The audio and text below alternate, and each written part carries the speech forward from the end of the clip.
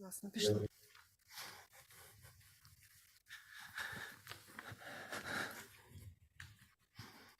Ну що ж, друзі, ще раз хочу з вами привітатися. Okay, my friends, good morning once again. Thank you for coming here to join us.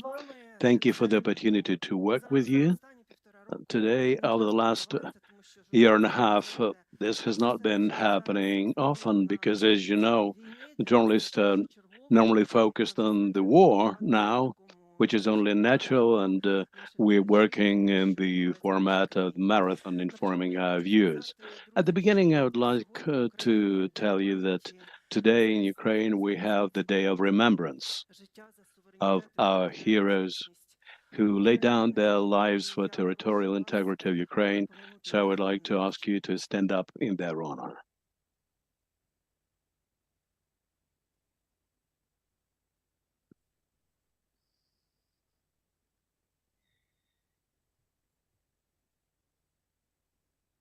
Дякую. Thank you. Розмірковуючи про цей день, я зрозуміла, Well, deliberating on this day, I've understood that right as we speak, someone is laying down his or her life for territorial integrity and freedom of our country, which makes it actually possible for us to carry on working, to speak about reform, to speak about how we are supposed to change, to speak about how Ukraine, after our victory, is going to revive itself. This is a unique opportunity. The uniqueness of the moment also lies in the fact that we're talking today about the reform, which I hope you will agree has played a very important role in the ability of Ukrainians to resist. I mean, the reform of decentralization.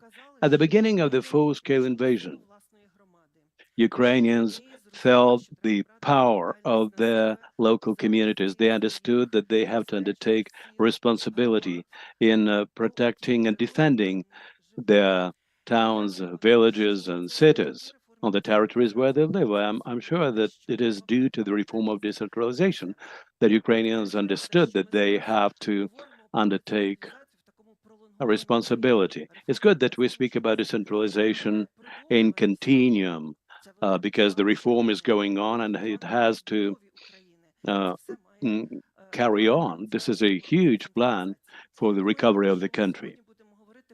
That's why it's good that today we are going to speak about the legislative agenda of this reform, because this is the first step from which the chain of change occurs and people become become able to change something. Before I invite the panel today, I'd like to thank Despro Civil Organization for holding this event. I'd like also to thank the USAID agency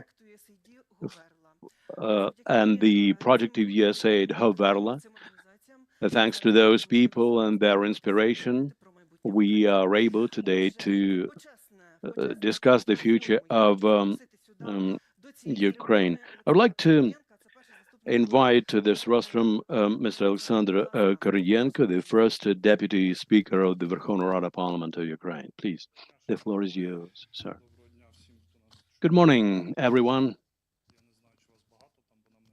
I don't know how many of you are there in the viewership. I hope that there are a lot of you at the other end of our communication line. This is a Memorial Day today, and it's been the case for the last 10 years. On this very day, 4 years ago, this convocation of our parliament started working.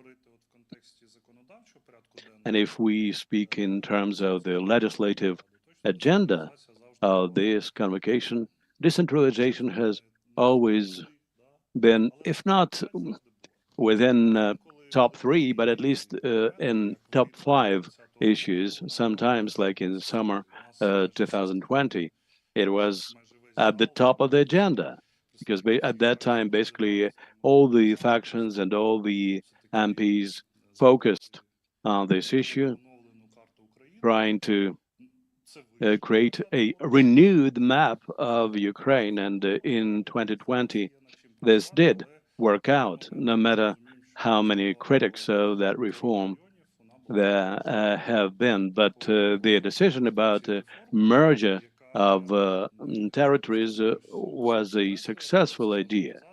And the reform,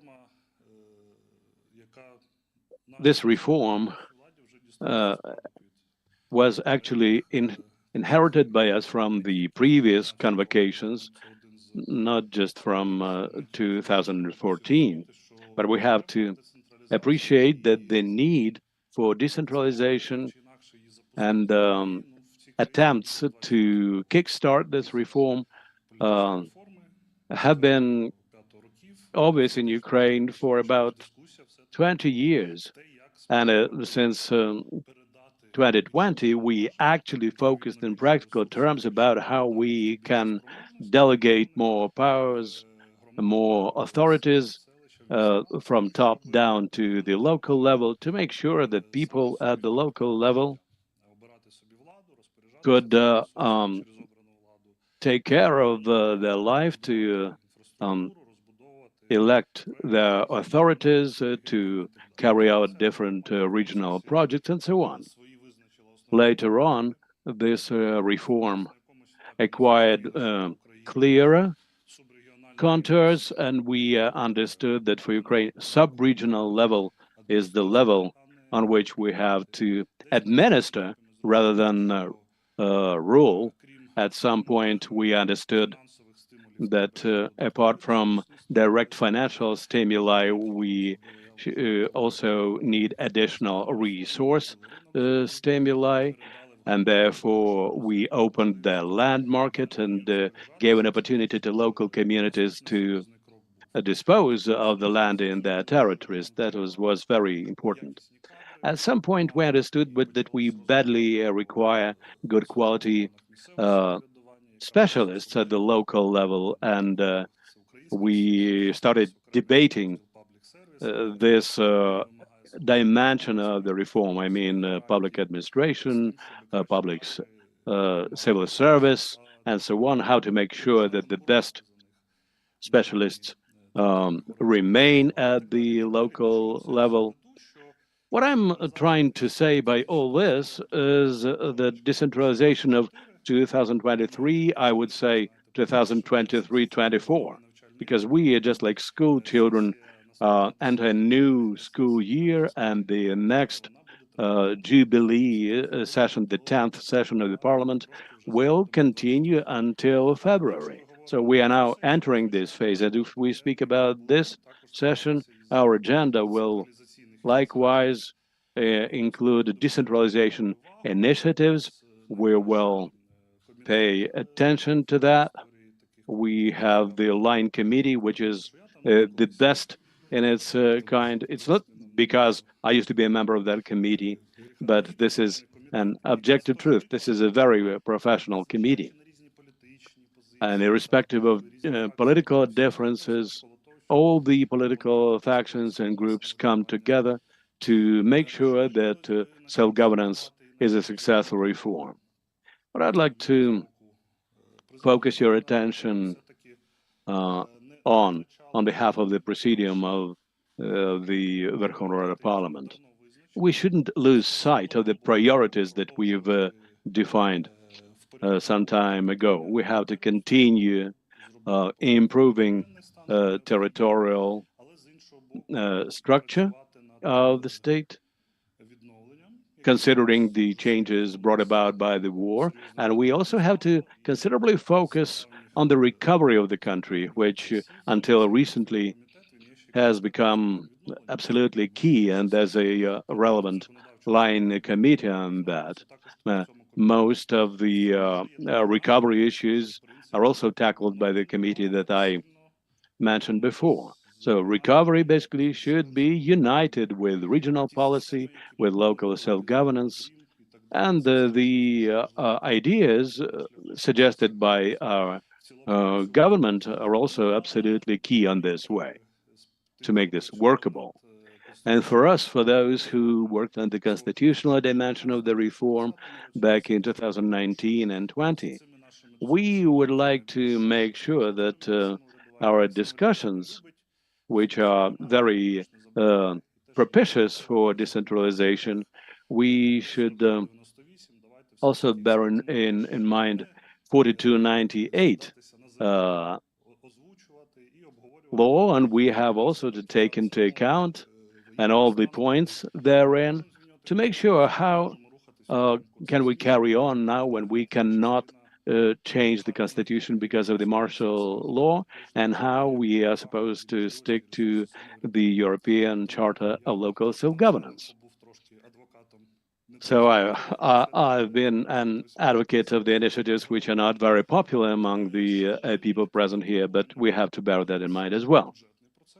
Another challenge for us is the budgetary process. We have to be open about that. For the last 2 years of the war, we've confronted the fact that we need to take some very complicated and tough decisions. Let's get ready to that. in the near future, they're going to be voiced, I'm sure, and the logic should be primarily in the interests of the state, because if we lose our statehood, if we lose our territories, then no matter what level of budgetary revenues go to the local level, all this will be pointless. If we keep losing people, this discussion will acquire an entirely different dimension. So let's try and look for the options which will make everyone satisfied, and bearing in mind that over the next several years of the full invasion, we should have a very serious basis of resource in our country to be able to produce everything that our military might need. I wish all of us a very productive day, and considering the topics for the panel, I think it'll be very productive. We are very thankful to USAID for their support, and we are thankful to DASPRO and all the NGOs involved. There are many of projects to be mentioned here, including Haverla and such like. It's an extremely important work. Thank you very much, USAID. In the presence of the people from the USAID who are present here, we would like to give you a big thank you, and we hope that this momentum will be kept on. Thank you very much, Alexander, for your address. And thank you for reminding us that the reform of decentralization is decades old, basically. And I am a journalist who has been among those who have been tracking the history of this reform. It has had its ups and downs, and it's absolutely key that the reform is going on, that it is being developed. This is obviously our achievement, because every new government that comes in Ukraine gives their own vision of this reform, and this is absolutely key. And it's absolutely symptomatic that we are discussing this today. Alexander Kubrakov, Vice Prime Minister for the Recovery of Ukraine, the Minister for the Development of Communities and Territories of Ukraine. Погоджуюсь, що реформа децентралізації продовжується, і разом з проектами відновлення, про які вже згадувалося, розбудови експортної інфраструктури, впровадження реформи також є одним з наших пріоритетів. Ми нічого не забуваємо, нічого не втрачається в новій структурі, в попередній структурі, в майбутній структурі. Тому хотів би подякувати нашим партнерам за системну підтримку реформ. I would like to thank our partners for systemic support of the reform and principle of democracy and equality for everyone. Therefore, we developed a roadmap with involvement of all stakeholders, all parliamentary committee, and we continue to work in the framework of Declaration on Democratic Governance, which was approved by the Council of Europe. The priority task for the ministry is to strengthen possibilities and abilities of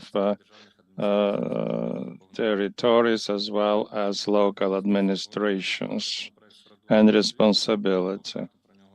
And draft law 4298 should continue the reform of decentralization, provide for formation of mechanisms of coordination, as well as reform the local administration in the preferred types borders. I would like to say that the ministry is supportive of this approach, and we support the structure which was offered at the beginning, and it is supported by the partners, by the experts, all stakeholders.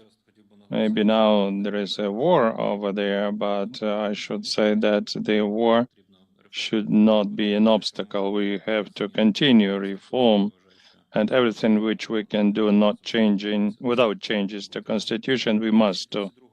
In 2022, we were forced to focus on the projects of survival, renovation of transportation at the liberated territories in 2023. We started the restoration of critical social infrastructure, housing. More than 11,000 requests have been satisfied. We're approaching to 40,000 requests of people. People start getting money for renovation, and pretty soon the program of compensation for completely destroyed housing will be operational. And we will aim at the economic capabilities of regions, and setting up and creation of new jobs, which is extremely important. Because if you restore anything, but if there are no jobs, there will be a big problem. We also started a specialized resource for job search by temporarily internally displaced persons, IDPs, and about 50,000 people have found jobs through this site. And I'm sure that this is going to be very popular project. And our task is to provide local authorities with necessary financial and advisory assistance. And according to European Charter, local self-government bodies should have their own financial resources, which they may use within their authority. Our task also to provide financial autonomy. I understand that the issue of taxes is quite difficult and subject to discussions, and we must be cautious in approaching to these initiatives. But we have to work on this, and we want our communities to become full-scale partners of international partners and businesses. We're going to do everything possible, creating pilot projects with communities. We want them to be able to realize independently investment projects with international partners. The legislation should solve such issues as giving a right to local self-governments for borrowing, but we have now a mechanism according to which the Minister of Finance registers all the loans, and it's a good precautionary measure. Also, administration of taxes. It's another important issue which is subject to discussion, but there are cases, there are examples which there is European experience, and there are examples when communities manage to do this better. Ministry also studies a possibility to use the personal income tax at the place of residence.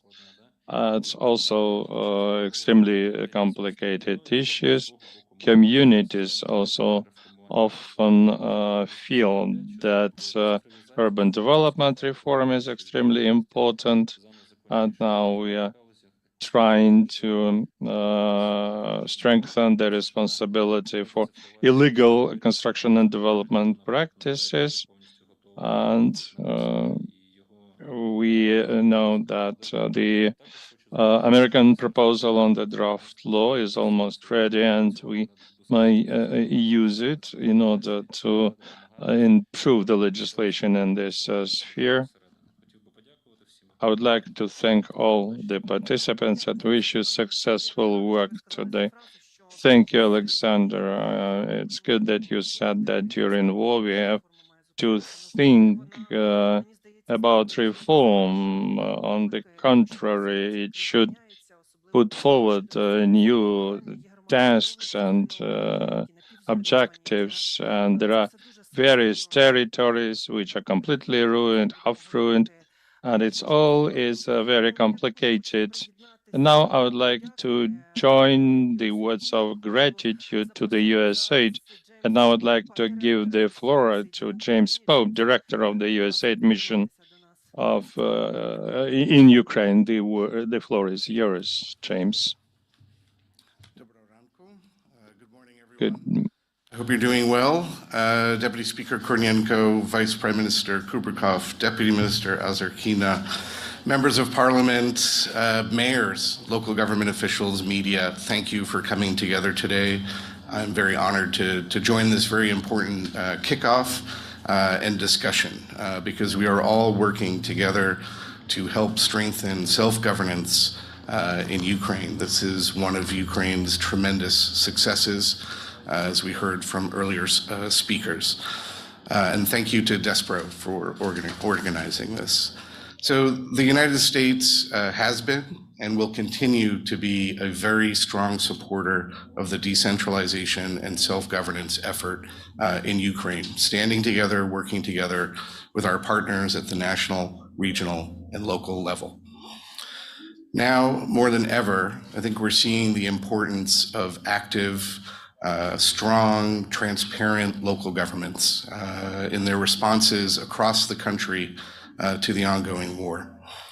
Local governments are working together with their citizens, with local residents, to organize territorial defense units, to take care of each other, to feed those in need, even in the smallest of communities like Snovska or Korykivka in Chernihiv.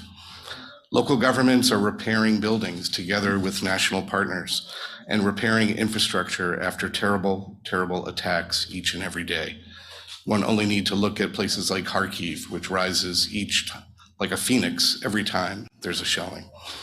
Strong, active, transparent governments in places like Lviv or the communities in Lvivska, Zakarpattia, Rivne oblasts have hosted thousands of their fellow displaced citizens.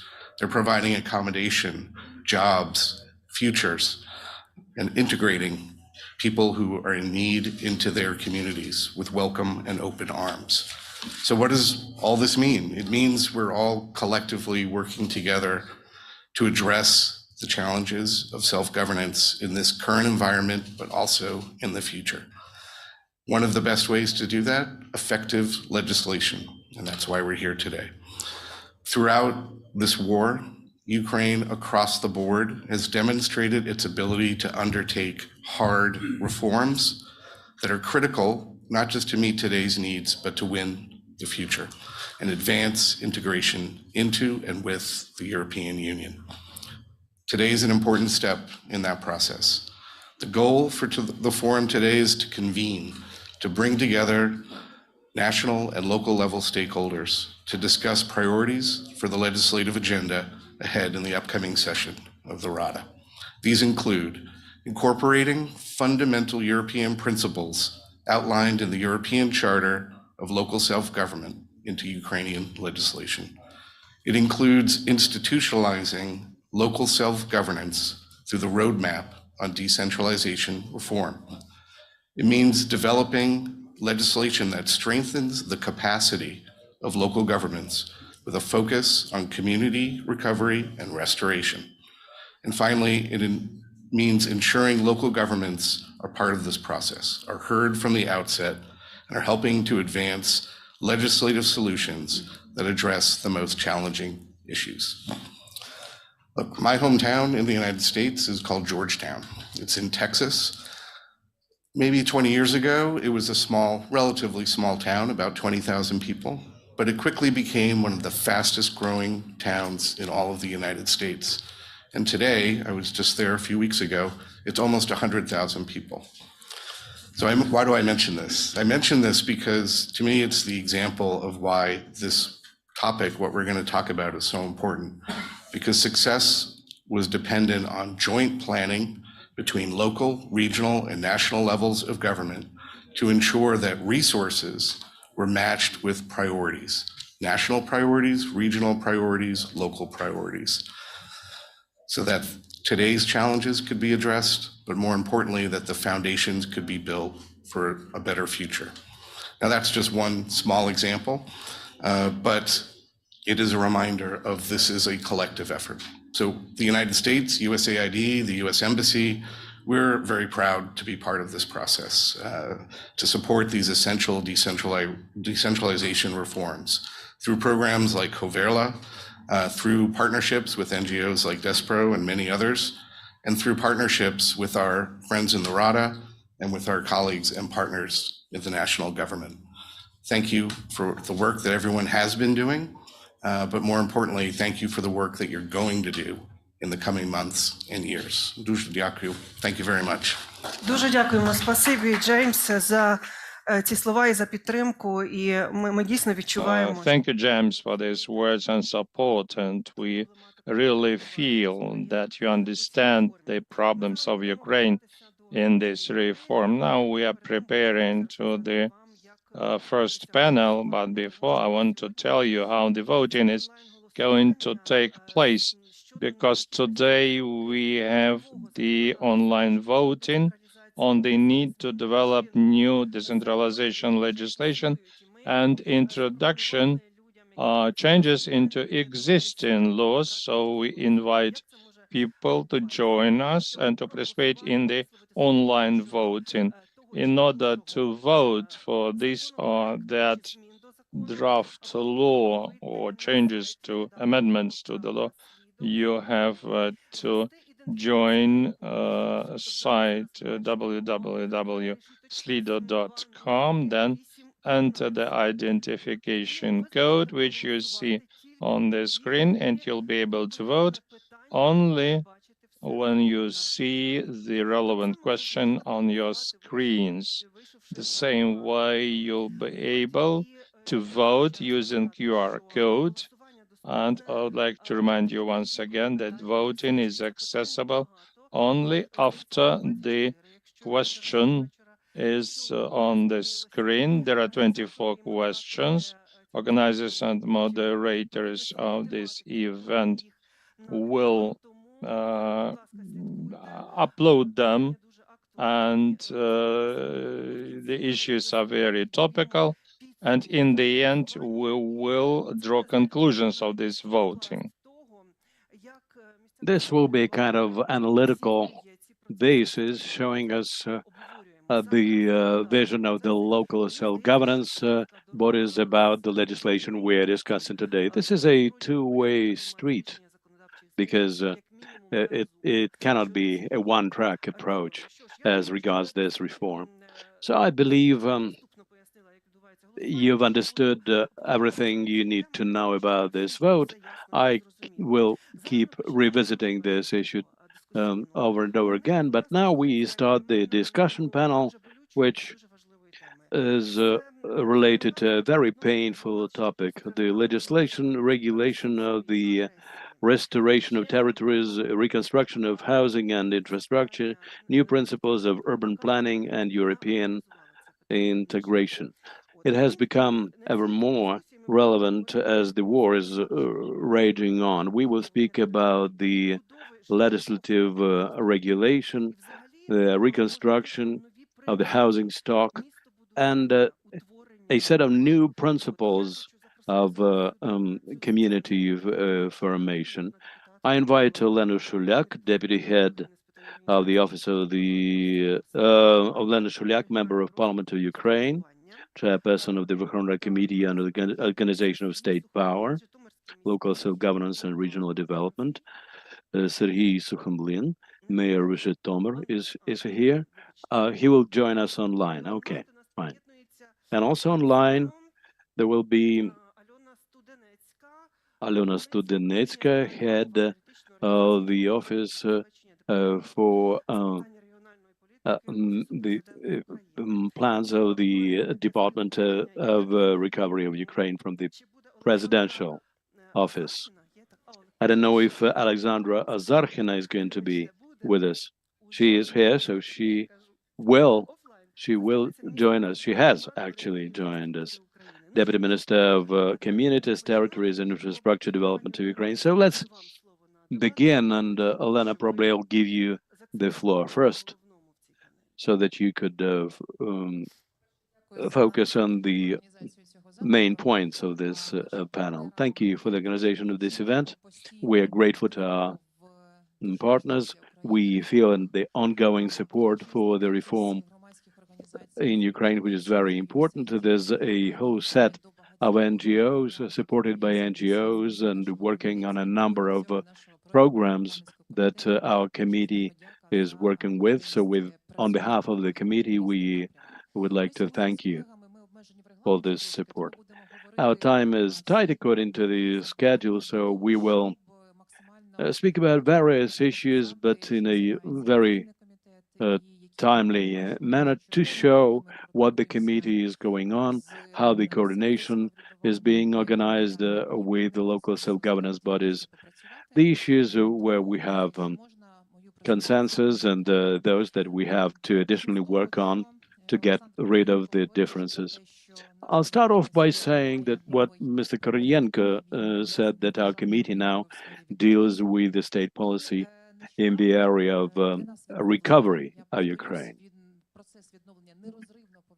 The process of recovery is inextricably linked with the European integration for us, and we do hope that this coming autumn negotiations will be initiated and Ukraine will come one step closer to membership in the EU, even though we had seven key requirements for European integration. But every month we deal with 5 to 7 bills related to European integration, because for us, recovery and European integration are very much connected. When we speak about recovery, we keep sight of the fact that we have to build something better than what we had in the past. And here, our ideas coincide with the European views. Recently, we signed 50 billion euros worth of support from the EU until 2027. We understand that the money will be disbursed as we carry out our reform. One of the methods we're going to apply will be related to the principles of European Bauhaus. The new European Bauhaus is a kind of a driving engine for many things related to green recovery, related to the economy in general and societal issues. It is predicated on 3 major things. The first one is being inclusiveness, because citizens and businesses should have equal access to the network of services, to local economies with equal even playing field. The second principle is related to the development of circular economy. For Ukraine, it's going to be very important because even though we've already approved the bill related to energy saving and energy efficiency for buildings, but this is not enough if we speak about a true green transition in terms of sorting of construction wastes and the processing and the recycling, to make sure that construction wastes are not buried, or at least as little as possible of this garbage is buried in it. We approved European Regulation 305. It was supposed to have started working already. The thing is that in Ukraine, construction materials are going to be manufactured according to the EU standards. And for us, it is important as we work on recovery not to use any harmful or environmentally unfriendly materials. That's why for us, regulations 305 is going to be one of the key ones. As the war is going on, we have suspended its work in Ukraine, even though we've managed to, together with the Ministry of Economy, we've partially resolved the issue, but we have failed to set up a network of laboratories in Ukraine, which would be a part of the implementation mechanisms for Regulations 305. The Ministry of Economy and ourselves, we have still some time until the 1st of January to carry of 2027. In the meantime, to adhere to all the relevant standards.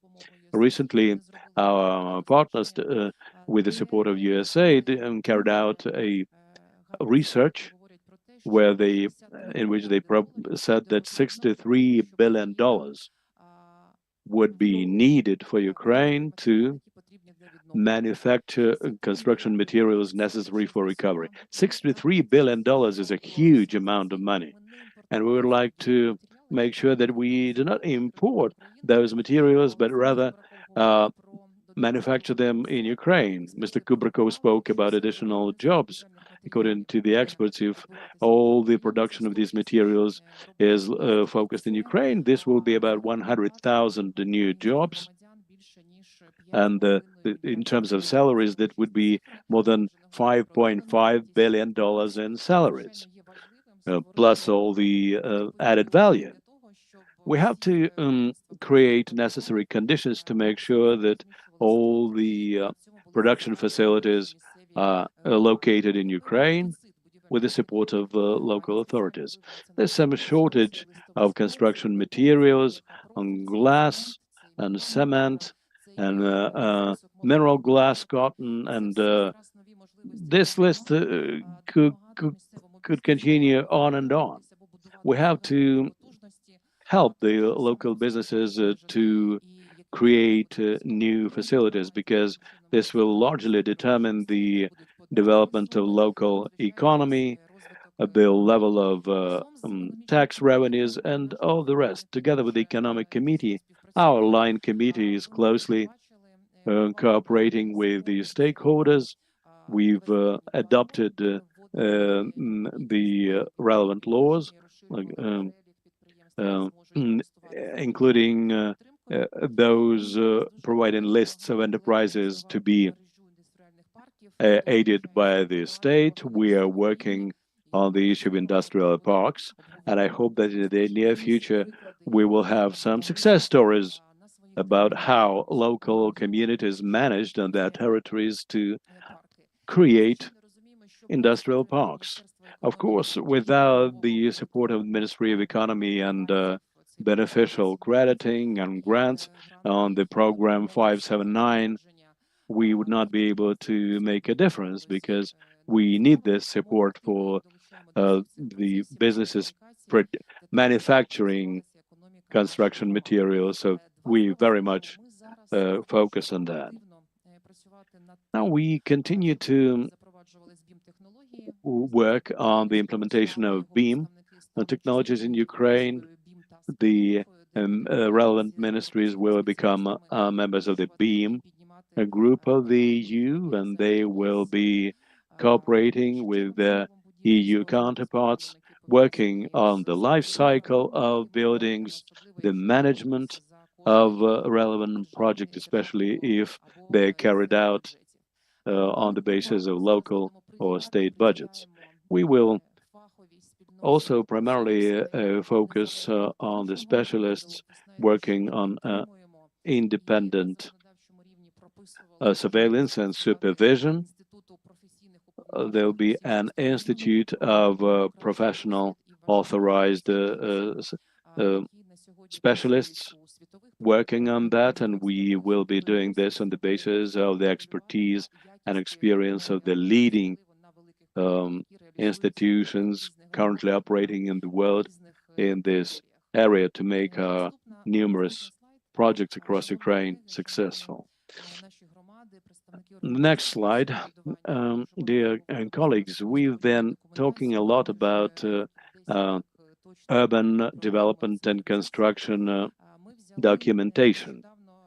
Recently, we've used the research carried out by the Ministry of Recovery. 70% of general plans in our cities and in our towns and settlements were meant for had been adopted until before 2011, which makes it necessary for us to update it and to focus on the urban development cadastre.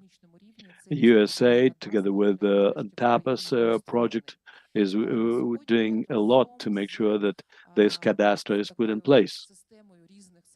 So together with the system of digital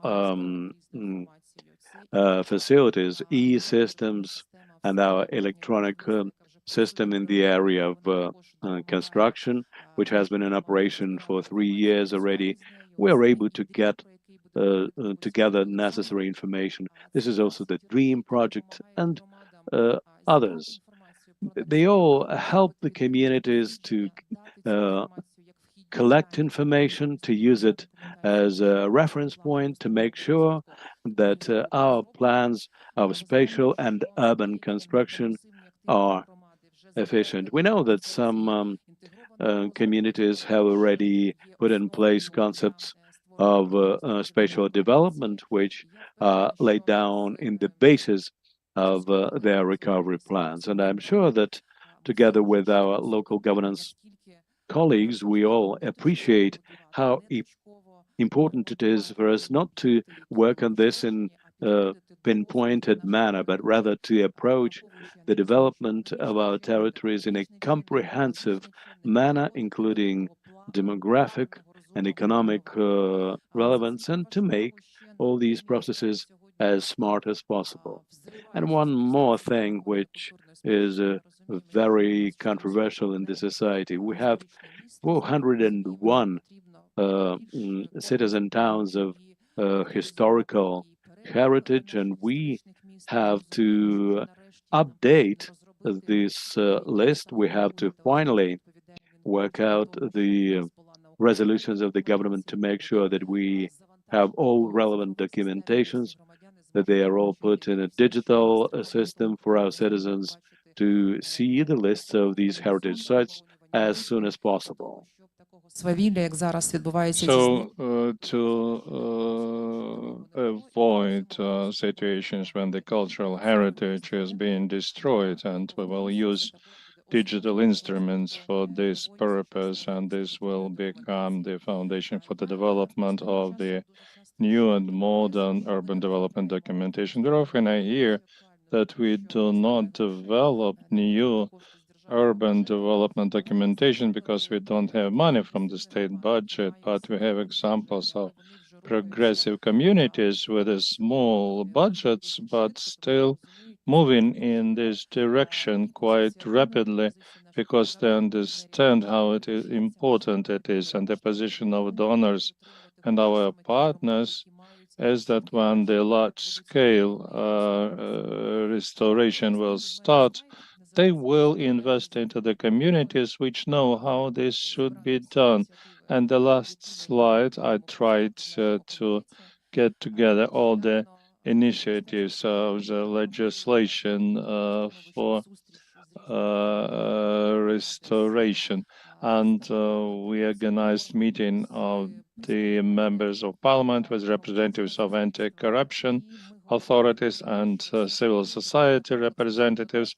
We talked about the need to have a comprehensive legislation which will help us how to manage the restoration and rebuilding, anti-corruption work and anti-corruption safe systems are extremely important, and the issue of control and restoration, how this is going to be monitored, how will we acquaint Ukrainians, representatives of businesses and local authorities, our partners, with this, and every Ukrainian must understand how the taxpayers' money is used for these purposes.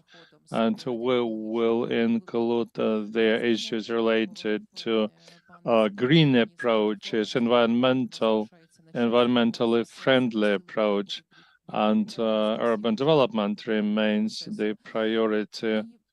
And all the participants of the building and construction process should be covered by this.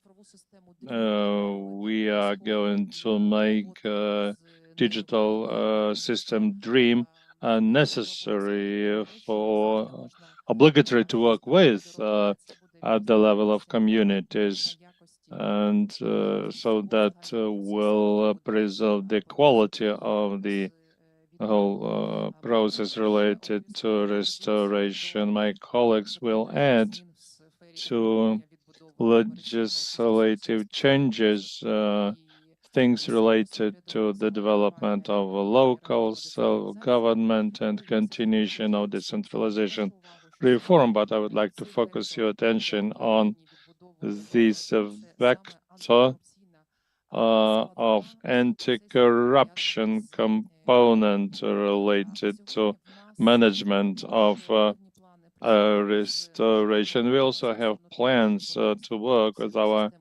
communities for them to develop this system of integrity, and we will, together with the colleagues, will discuss the amendments to legislation. We know that the system is being developed at some ministries, anti-corruption programs at the level of government, and some strategic documents have been developed in the area of integrity. And I think this should be used at the local level, so that we all together we get rid of this shameful phenomenon which is called corruption. Thank you. I would like to say that we have one more participant on the podium, Mr. Slobodyanek, and Sergei Slukhomlin is listening to us. We'll give him the floor. Thank you, Elena, for telling us about this toolbox and resources which are going to be used for restoration of communities. Now I'd like to give the floor to Alexandra, because I think that besides resources and territories, also have to think about people living there. They must be motivated to come back to restore and renovate their territories. Thank you very much. It's extremely to value the importance of this event, and I'm grateful to USAID, DESPRO, and the committee for this work. Speaking about the focus of our vision, when I was listening about physical process of rebuilding, I think that we are talking about restoration, and we focus on institutions. We understand that thanks to the fact that in one ministry they combine authority related to development, local self-government, and administration, we have a chance to synchronize these policies.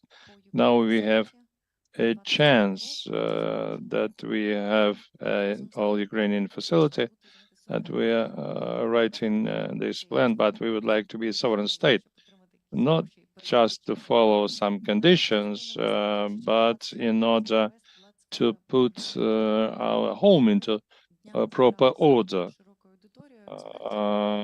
Recently, a large audience of experts discussed the issues of regional development, and people who work on different strategies, like Elena told us about urban development. We had environmentalists, people related to energy sector and others, and it was important to get these people together in one room, so that people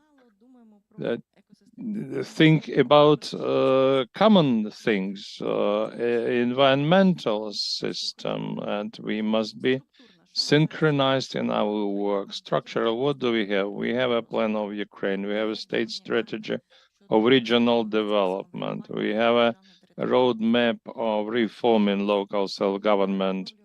And we have a chance when we renovate these documents to synchronize them, for them not to remain on paper, but strengthen each other. It's good that European partners put a strict time frame for us. By the end of October, we must have the final document. And if we do not do this, all the other planning documents will not function. This is an opportunity, but this work will not be possible if we do not listen to communities. Thanks to legislative changes of the last year, we got a plan of development and restoration of regions, and this is a very important document which allows us to speak about bottom-up approach, because we understand the needs of communities and send them up. Thanks to this plan, we want to combine these things through proper consultations. We are supported by the European Commission, and for this I'm thankful to Desperate USAID that the issue of priorities has been raised at the level of communities. It's very easy to ask now the communities, what do you think should be included into the plan of Ukraine's development? That would not be entirely correct. We need to work with various associations, with their representatives of various components of the state. And when we see by the results of this survey that default is in the focus, our attention, and increase of incomes to the communities, we see that communities understand where there is their major source of income.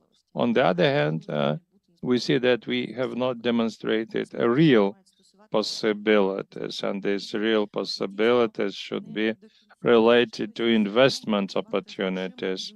We still don't have not developed a custom of working with investments, and you looking at the investment at the asset which could be used for making your community attractive, and this way to attract new investments. And many legislative initiatives are related to this. When we talk to IFC and other partners, we say that it's only 1 year that communities, unfortunately not all of them, but have a right to borrow money. It not only makes them capable, but it opens the whole world for them. It makes opens the opportunity to be partners. At our ministry, we have a natural wish to decentralize and to delegate. And when another potential partner or business or international representative comes to us, we want this competence to work at the local level, at the regional level, because we are sure that only this way will ensure this restoration across the whole country. And when we saw the so-called architectural planning documents, I would call them, I sympathize with all the communities who are forced now to develop the whole a bunch of documents, but on the other hand, this gives them an opportunity, and when they do this, they will follow the principle, there is no money without plan, there is no plan without money. And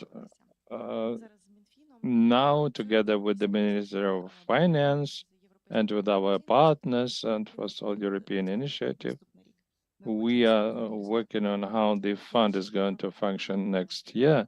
And we want these programmatic documents to be binding and obligatory. Only this way we'll be able to reach another level of planning and policy quality. And according to the survey, we see that communities start understanding these needs. 2/3 of the respondents see that they have to develop programs of comprehensive restoration. And everybody used to say that it's difficult, it needs money, but 2/3 of the respondents say that this is very important. And I'm grateful to those projects which help us with methodology. And we also use digital solutions to simplify this approach. And this is an example that the law is functioning. And in September and October, we see we'll have first presentations coming. And we see the need, and the communities see the need in this. And the cooperation between business, state, and community bring us to another issues. It's about transparency, about prevention of corruption, and about minimum interference by the state. And this is about the private-public partnership, which is extremely important. We spoke about borrowings. We spoke speaking about administering local taxes. Last week, together with the tax service, we discussed the issue of administration of taxes, and we came to the conclusion that representatives of local communities association are interested in monitoring what's going on their territories. We understand how important is legislative initiative, and we start understanding that on the basis of this, they can develop the investment profile. Before, we worked with the state agency of the tourism development in order to introduce the tourism fee, and tourism has a lot of opportunities how to hide this money. In Europe, there is a lot of experience of working with these tourism payments. The local experts can help us a lot with this because they know better about the priorities. Likewise, the Prime Minister mentioned the personal income tax, which is a long story with us, but we're talking here primarily about the basis. We want to analyze what consequences will be there if people change their domicile, for instance. We've heard about Hoverla and other projects. They are good projects, and the experts keep them in mind, but we want to make this regulation dynamic so that it could help us to adjust our policy. This is also related to the horizontal equalization and program. There are programs related to sole proprietors and other kinds of taxation, but we would like to make sure that this process is as inclusive as possible. We cannot make everyone happy about that, that's for sure, but we want to make a difference, and therefore we are thankful to all those who support us. Thank you for this opportunity to speak. Thank you. The research is really relevant, especially as regards the investment attractiveness of local communities. I'd like to give the floor to Serhiy Sukhomlin, mayor of Zhytomyr. He has been listening to us, and now let's switch from theory to practice. Your community suffered a lot from the aggression. What's your reflection. What's your vision of all the topics which are now being raised by the parliament and the government as regards decentralization? What do you need most? Good afternoon. First of all, I would like to thank USAID and the American people and all the organizers of this event for making this happen. This is really important.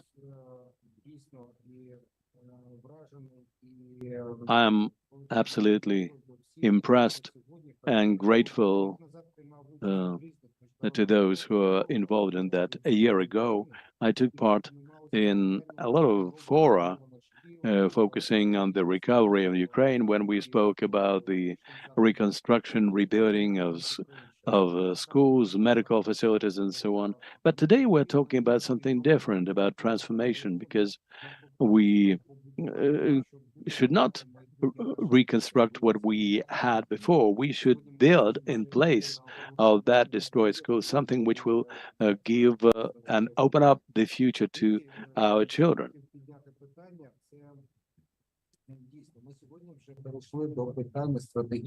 Well, today we are talking about strategic plans and general plans. All this is absolutely needed. It's long overdue, but we cannot make a difference without the support from the central level, from the state. We all understand that after our victory, the economic map of Ukraine will have been changed. I love our city of Chernihiv, but I don't think that foreign investors will dash in Chernihiv right after the war to restore our economy. We have to understand what will be the government policy concerning investors, concerning the territories which are currently being or have been occupied. All these plans should be drafted together with the government, together with the people from the top level. If we speak about the practical steps, there are some bills which are already being considered by the parliament, but today I'd like to raise the issue.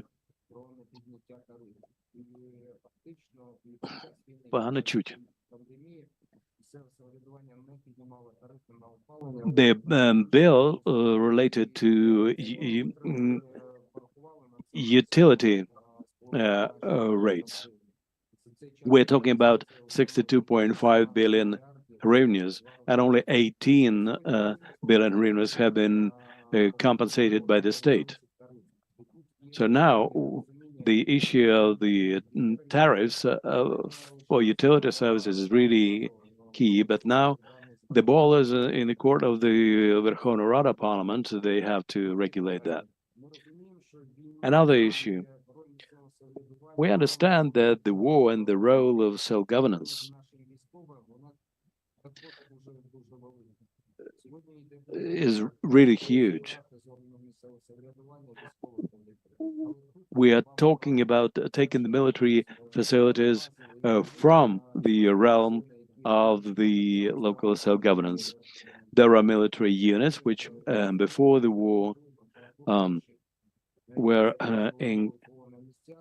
which were paying the personal income tax locally. We should understand that we would need about 35 billion hryvnias per year for the local budgets for recovery. And if we take away the personal income tax from the local budgets, they will not be able to provide for that. I understand that it would be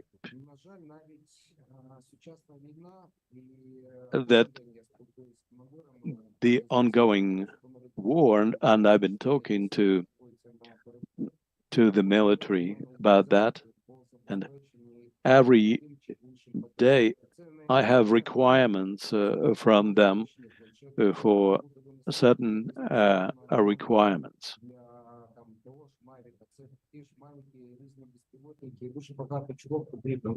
be it UAVs or otherwise, you have this pile of papers. It's all about the requirements of the military units that they address us for.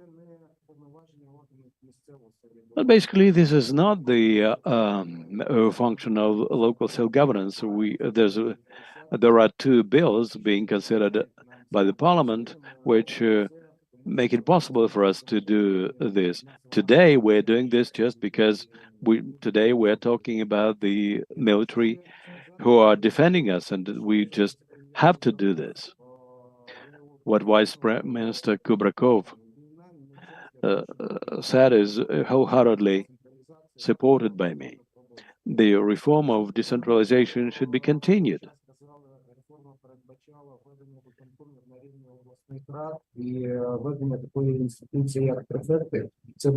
The reform once envisioned the office of prefects, and this issue should be revisited.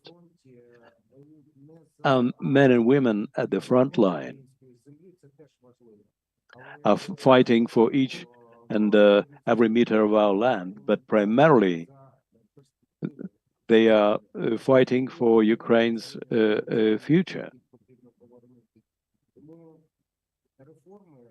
for our future European integration.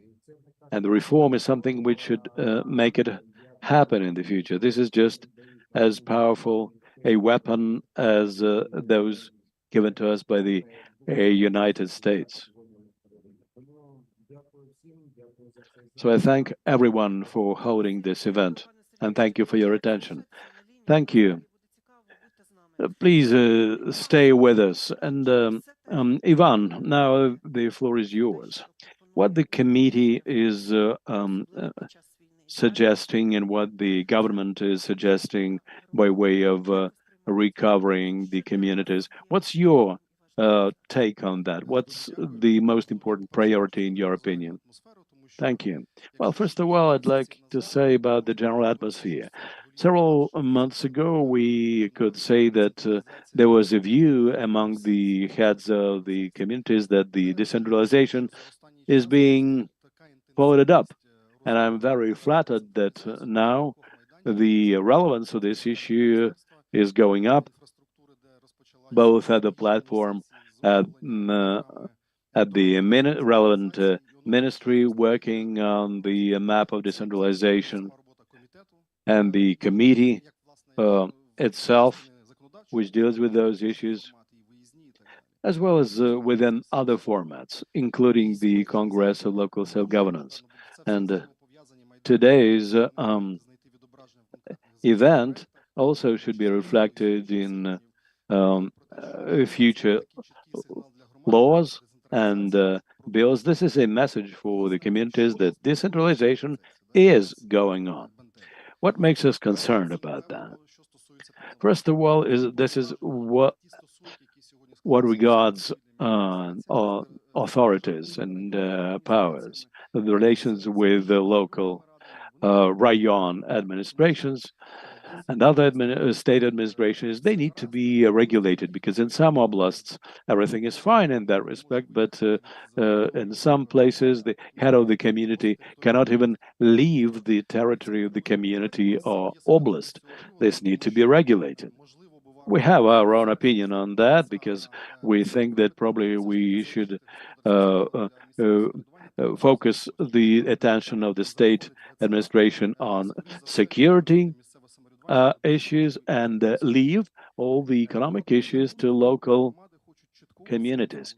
As regards administrative and territorial structure, we need to know clearly when and how the merge of territories will take place, how it all is going to play out. There are some relevant bills to that effect, but we believe that probably this administrative structure will be determined by the financial resources. But in our opinion, there are some reserves to increase the financial reserves for that, like it was the case with transferring the lands into communal property. And here we can likewise speak about forests, state-run enterprises, housing rates, and personal income tax. There are communities where the revenues from this tax were given to territorial authorities, but then there occurred some kind of distortions because some communities were ahead of the others. And well, sometimes excessive embezzlement were examples of inefficient use of the authorities, but otherwise, the initiative was quite successful in terms of procuring UAVs for the military and so on. But there are some communities which have no access to the revenues of personal income tax, and head of the community pays out of the local budget some assistances. And when people want to serve in the military unit, they send this person to this community, which is not right. This issue is still being debated because there are different opinions about that, but I believe that the majority of heads of the communities hold the view that these revenues should remain in the place of domicile of the taxpayers. This is point number one. Some heads of the communities say, but how can we regulate businesses? There'll be no point for us to attract businesses to our communities, because sometimes the businesses are one place and the payers live elsewhere, and then probably it looks like you have to build high-rise buildings and focus on that. There were some interesting initiatives. Maybe the revenues should be split up. Part of it would be at the place of registration, but again, there's a problem how to identify the place of domicile. Or another idea, which also could be debated, how to motivate businesses so the heads of the community should attract businesses. For this, probably part of the profit tax should remain with the local communities. That's as regards the resources. Obviously, money is not be-all and end-all in the decentralization, because people will live where it is comfortable for them. If there's no social benefits like education and hospitals, roads, and so on, nothing good will come out of it. This problem also has to be resolved because subvention also under question with relation to education. Healthcare reform also is not clear for small settlements because the approach of the Ministry of Healthcare makes small communities are not comfortable for living in, because there will be no healthcare institution there. So very many other issues. For example, when we had the Congress of local self-government, the heads of communities who help the forces, after them the police is coming, and they do not speak about patriotic feelings and legislation. They get into legitimacy of these actions. So we formulate our package of agenda, which we're going to discuss, and then we will work with the parliamentary committee. And about personal income tax, the discussion is going to be not easy. I like the first panels, after which so many issues raised, but we have deficit of time. We had to finish at 12:15, and we finished at 12:15. I cannot give the floor to the audience to ask questions, unfortunately. We were listening and analyzing information. Then we move forward. I thank the participants of the panel for speaking. And I want to say that now we're going to have a presentation of the results of surveying heads of local self-governments and the priorities of a legislative agenda in the decentralization. Oksana Garnets, president of DESPRO. Oksana, the floor is yours.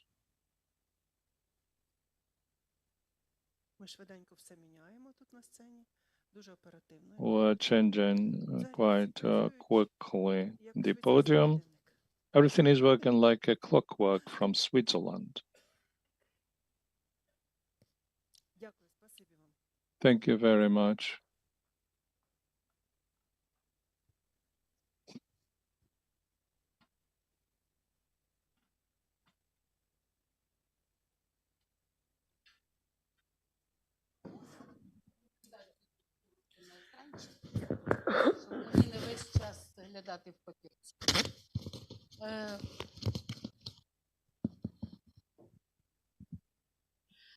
Доброго дня всім.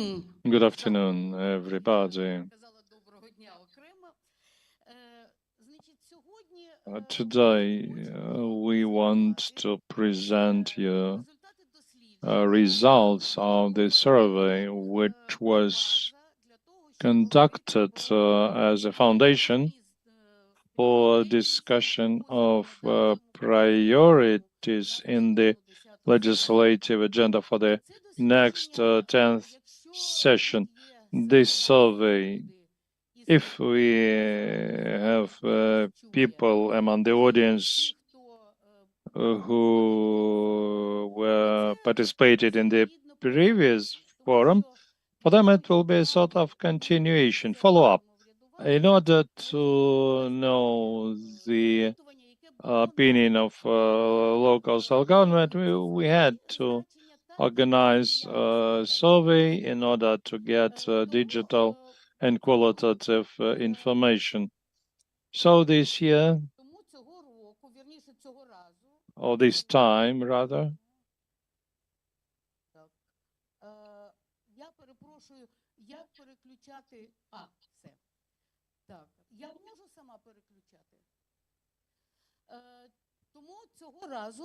this time the survey was done a little bit differently. If the previous survey was done in a way that we had only quantitative data, this time we have two components, quantitative and qualitative.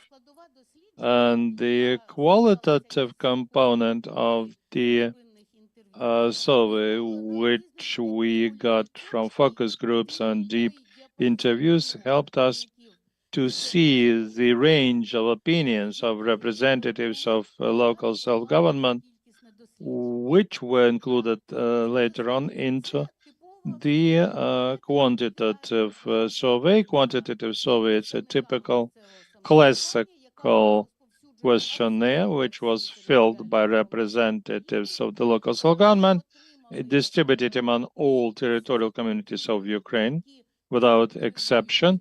We got the number of responses typical for standard survey, and on the basis of these figures, we can make well-grounded conclusions. And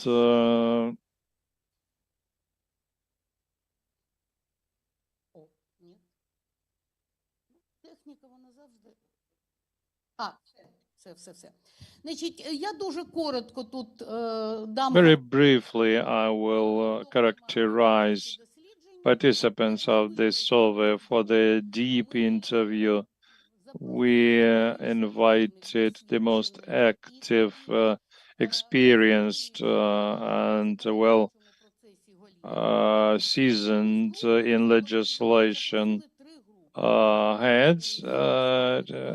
And for focus groups, we invited heads of local self-government, heads of legal units, and heads of other structural units.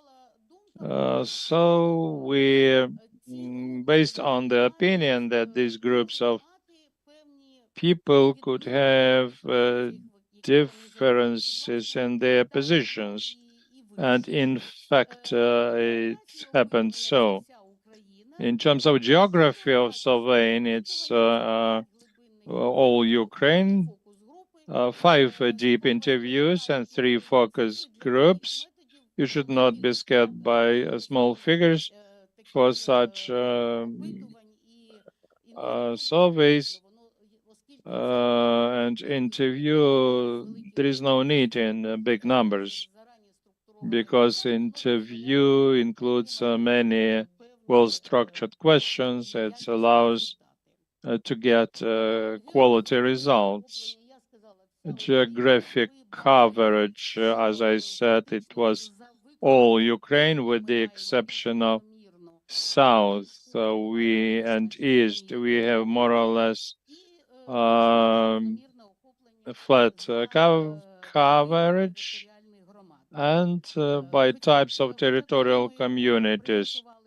But when we presented the previous survey, we were told that there were too few village communities. Oh, they must be more active. So in fact, geography and type of territorial communities and number of surveyed allow us to speak about well-grounded results. This is the respondent's portrait. A little bit more females than males, which is also according to the norm. We have heads of communities, heads of military administration, secretaries, and administrators, elderlies, and heads of departments and desk officers. Different experience, 10, 5, and more than 10 years of experience in local communities. The quality analysis of data was divided into 4 blocks: responsibilities, authority, resources, and social cohesion. Here we may see the major problems which communities face. Хвилиночку, я тут трошки перестаралася. Ну, да, от я й думаю, чого він рухається не в той бік. Ні. Так, ну все. О, знайшла. І ще одне. Значить, дивіться, це ті основні проблеми, These are the major problems which сформульовані чи were formulated. сформульовані. No, not formulated.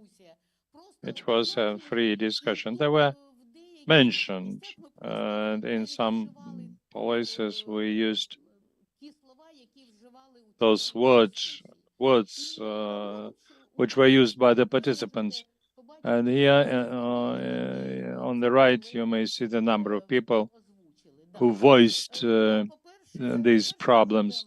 The first problem is a low motivation of well-trained personnel because of low salaries.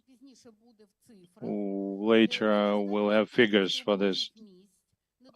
Too few jobs,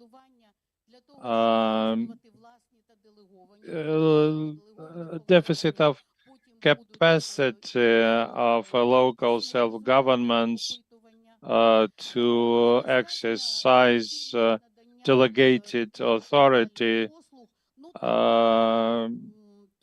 lower efficiency of housing services.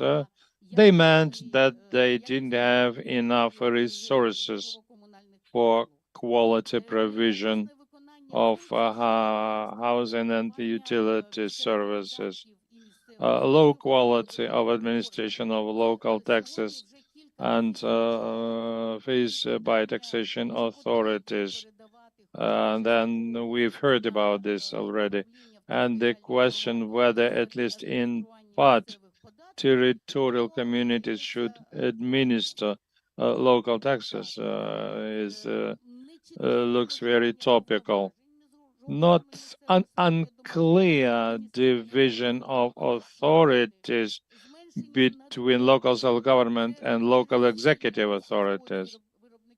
Reduction of incomes to local budget revenues because agricultural producers have been relieved from paying rent for land. Impossible to provide communal property, to rent communal property. No changes in terms of reverse dotation the communities where used to be military units, and low level of self-organization of local population. Those are the problems which we heard in all discussions. Specific phrases, and this was repeated many times, that the laws are adopted after something has been done. The laws should not be temporary. They should be improved strategically. Here we see that the vision of local self-government and the vision of legislators differs. And these things must be discussed for local self-government to understand better why certain laws are adopted right now. And I think we have a communication problem as well. Positive expression, decentralization reform should be continued in spite of these difficulties caused by aggression. This is what we heard today as well. I'm happy that we heard this from the first vice speaker, from the vice president, and in further discussions, it coincides substantially with what we got as a result of our survey. This means that we all are somewhere on the same page. The state delegates authority or delegates powers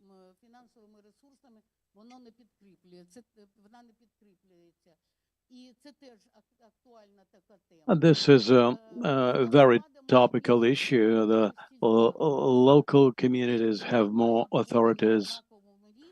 The city communities have more powers than the village ones.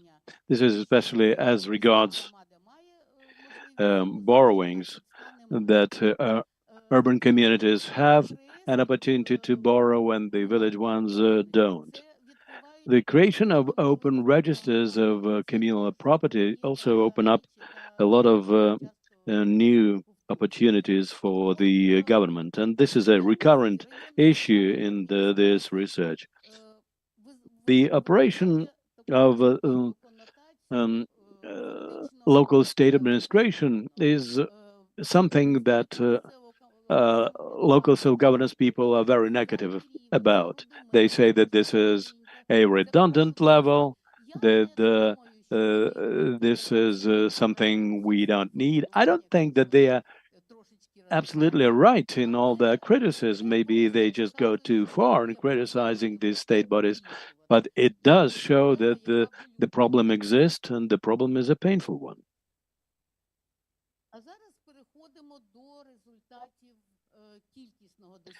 And now, as regards the qualitative research, the priorities of bills for 2023-24 to support decentralization reform. Again, At the forefront, there are issues of budgetary and taxation code. These are obvious things, and it's a pity that we will have no representatives from the budgetary or taxation committee of parliament with us. Next come changes to some laws of Ukraine regarding the improvement of functions of officials during the martial law, on changes and amendments to the taxation code, changes and amendments to the law in Ukraine on local self-governance as regards the authorities of local self-governance bodies as a result of changes. But we will send you copies of the presentation, colleagues, please. And it is in the folder as well, so don't worry. All the information will be provided for you in full. And then changes and amendments to the budgetary code regarding the fund for the liquidation of consequences of the armed aggression. So there are a lot of issues related to the budgetary committee and to the budgetary processes.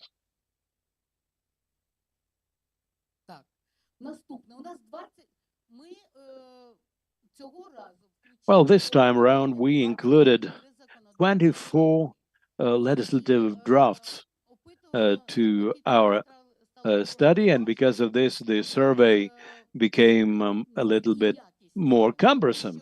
But at the same time, it's of better quality, because if you see the rates, we use the 4-point scale, and there was not a single law which scored less than 2 points, which means that all the draft laws are being considered by the local self-governance bodies as important ones.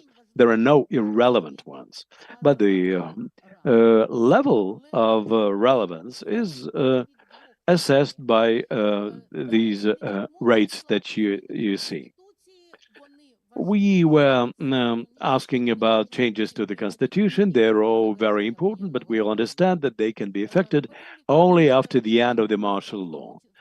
The enumeration of the administrative services, including administrative fees, is also among important priorities. The city urban construction draft is one of the priorities.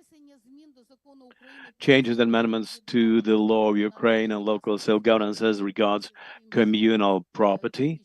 This is basically related to what we spoke about in terms of qualitative research. Changes and amendments to the law on local state administrations and the reform of territorial structure of power, territorial and order and structure, changes and amendments to the law in Ukraine on local self-governance as regards the transparency of local self-governance. So you see, there's quite a few changes and amendments to some laws of Ukraine regarding the improvement. But take a look at this, 245, 2.45 rate, which means that more than a half, which means that these are very important things. So where was I? The law on the improvement of local self-governance in cross-border cooperation and interregional cooperation. These are very important issues related to, apart from other things, the development of communities, changes and amendments to the laws on local self-governance, to the institution of the local of the starostas or elders, the openness work of local self-governance bodies and the Verkhovna Rada, changes and amendments to the law on local self-governance and other legislative acts at the level of local self-governance. Changes and amendments to the budgetary code as regards local borrowings. This is something I mentioned before. Public consultations. This is basically about the participation of citizens in legislative processes, changes and amendments to some laws of Ukraine on the improvement of the suspension or termination of functions and authorities of uh, uh, uh, city mayors and some other ones related to the participation of the public in the processes of local self-governance. This is the list, or the range, actually, as regards the legislative acts, which are important today for local self-governance players and stakeholders. According to these results and findings, we see that among the 24 draft laws, there's not a single one that local self-governance people would regard as unimportant, but they give high priorities to some of them. As regards the findings and conclusions of the study, which were compiled on the basis of qualitative survey, qualitative research, and they are kind of general conclusions. Well, first of all, the survey proves that the local self-governance bodies want to solve the problems they're confronting by way of being involved in the discussion and drafting of legislative changes.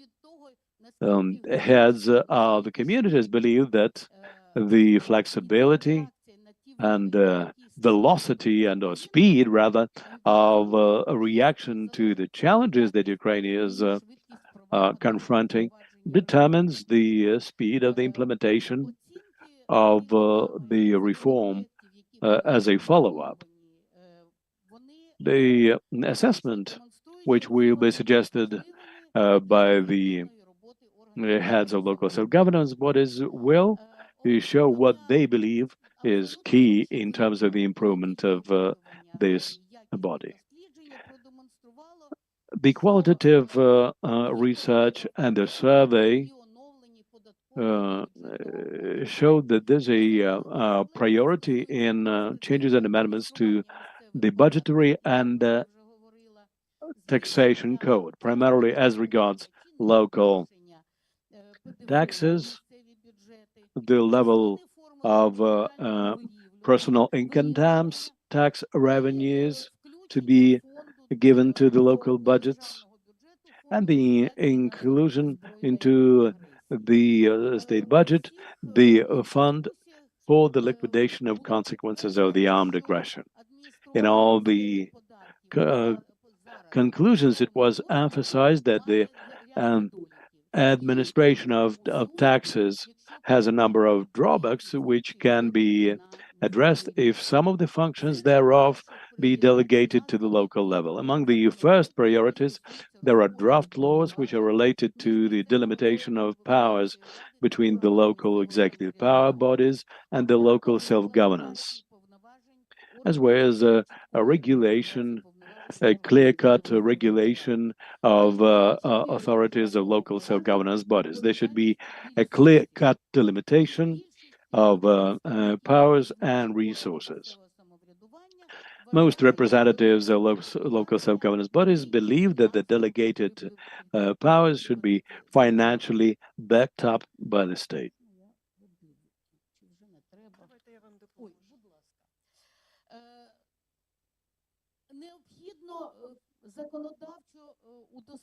It is necessary to enhance, by way of legislation, the issue of appointment of heads of local state administrations and to define the authorities and relationship between local self-governance bodies and the military administrations, because at the moment there's no clear-cut division between the two, and this gives rise to certain difficulties in their interaction.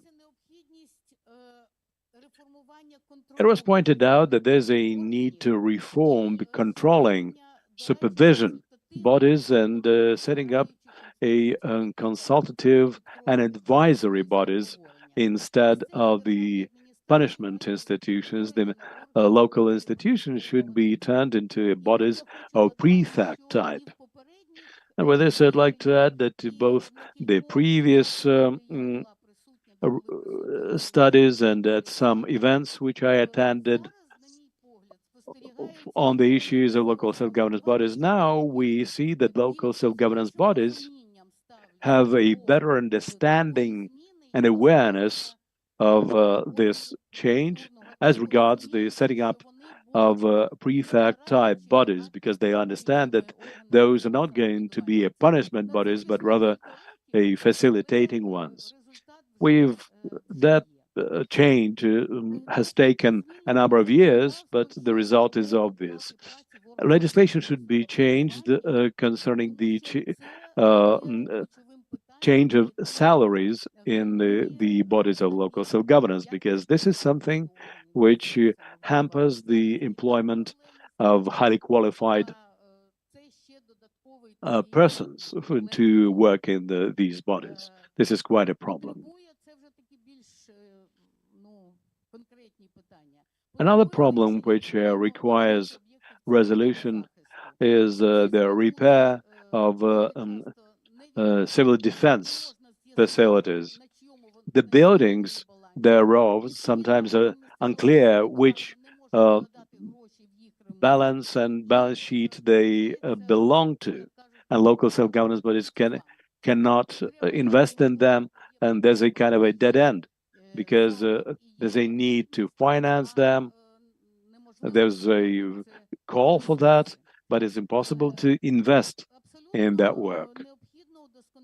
It's absolutely necessary to enhance the legislative framework as regards the interaction between the municipal cooperation initiatives, as regards agglomeration and the cross-border cooperation. Because for the long-term prospect, this is something which is very important, not just for the development of communities, but the country as a whole. Again, the state administrations, in the opinion of the respondents, the rayon state administrations is a redundant level which stands in the way of the development of local self-governance. As a matter of fact, among the participants of the survey, the overwhelming opinion is that this survey is useful, and the local self-government authorities want to articulate their needs and for their needs to be heard. Therefore, this is briefly about the results of the survey.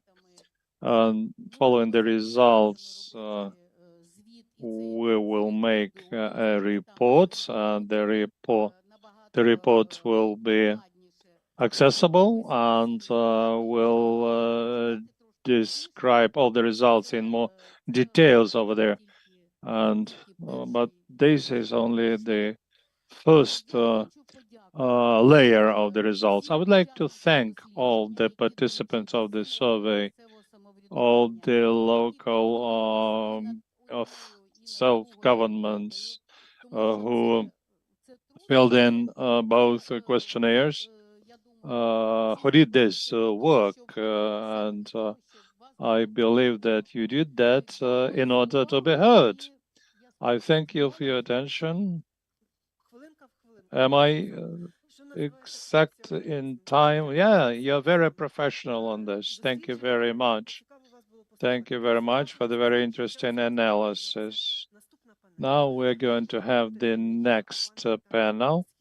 Vitaly Bezgin will moderate it, and I want to explain to you how we are going to continue our work. The panel will last for 30 minutes, then we'll have 15-minute break, and I want to say that right now the voting starts on the issues which were offered before about the decentralization reform. Once again, you should enter www.slida.com, enter the identificators grid 7003813 or use the QR code, and you will be able to participate in the voting only after the question appears on the screen, which you see. The voting begins with the beginning of this panel. Now I'm giving the floor to Vitaly. He will moderate the process further.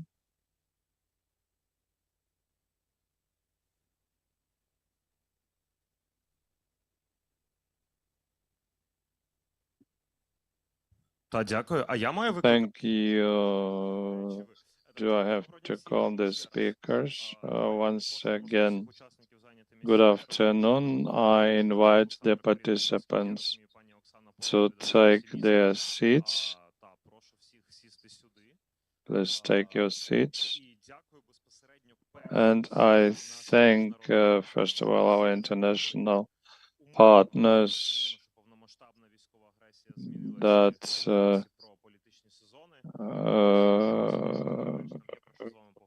we have important things to discuss, and we're going to speak about legislation. And I would like to talk about two frameworks with the colleagues. One is a broader framework on what should be the priorities of public policy in terms of decentralization. And the second was going to be right now and here, because here in the panel we have people who are directly involved in the legislative initiatives on decentralization. About the general history, I think we have to formulate priorities of our policy. I think that among them there is a system of governance. Any changes could be introduced only after changing of constitution, but all this should be well balanced and should be based on checks and balances. And here we must base on European Charter. The second and correspondence to European legislation, European Charter. For European integration, it is absolutely necessary. The third story is that we at last have to synchronize the networks of services with decentralization. I'm talking social services, education, healthcare, not to speak about judiciary services, court services. All this should be synchronized. And the fourth story is that at all levels of governance, the public should be involved into the decision-making process. Here are initiatives 70-73, 64-81. All this should be also adopted. And one more important component in my view, maybe it's a key one, is that we should have sustainable rules of budget revenues, which we don't have for some objective reasons, but at least after the end of the war, they must be in place. But All this should be fixed at the level of legislation. Division of powers between different authorities, between different levels of governance. It's extremely complicated process. I remember the conference in Bratislava. There were representatives of various European countries, European Union, and United Kingdom, and we discussed there, and we came to a conclusion that Ukrainian decentralization is quite effective. But when we talked about division of authority, of powers, we don't have it. How could you divide money if you don't have this? But this cannot be resolved through the budget code. Now about short prospect of the nearest time. This is about response to the challenges and needs which we have. These are for two reasons. First, it's combat activities, aggression, and the second, European integration. We'll hope that by the end of the year, I hope in November, we'll start negotiations on membership. All this makes impact on the communities. Speaking about military aspects, as the mayor of Zhytomyr said, the priority is giving local self-governments legal authority, legal powers to support security and defense area. They should be regulated in two legal acts, law on self-government and the budgetary code. And the person who generated the idea that this should be done is sitting with me. It's my colleague on the committee, Dmytro Mikishin, author of the two basic draft laws, one of which is going to be discussed at the committee sitting. I'm happy to welcome you all, to greet you all. You've said everything. I can only support what you said, but I will begin with the fact that we had initiative.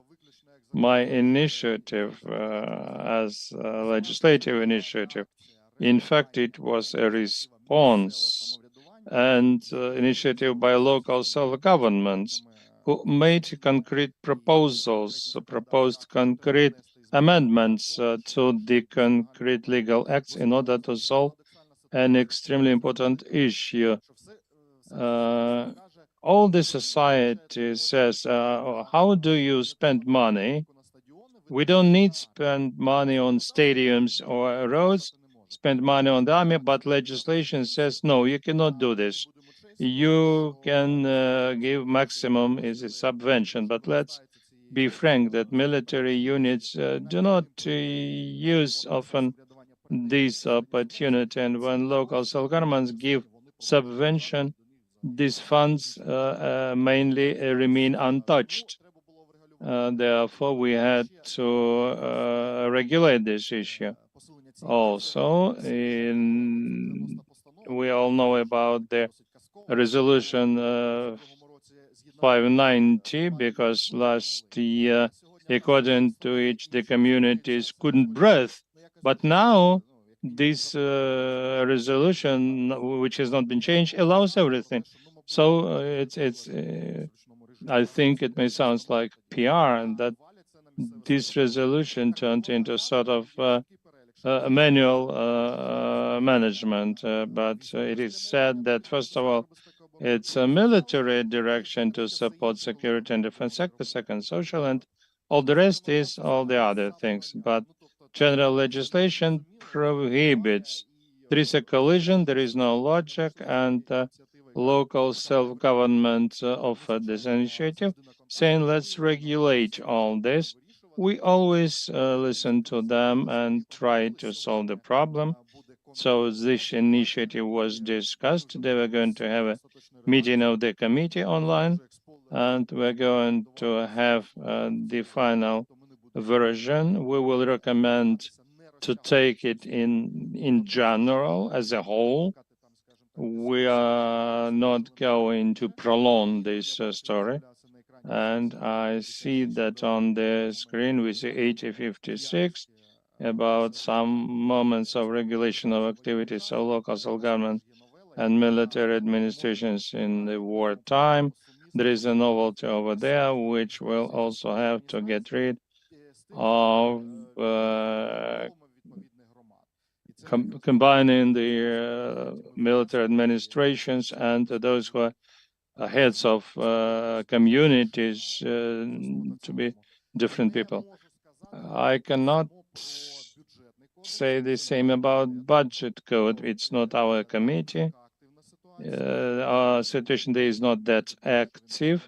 So far, I know that they're just lying there, but there are also alternatives to the main.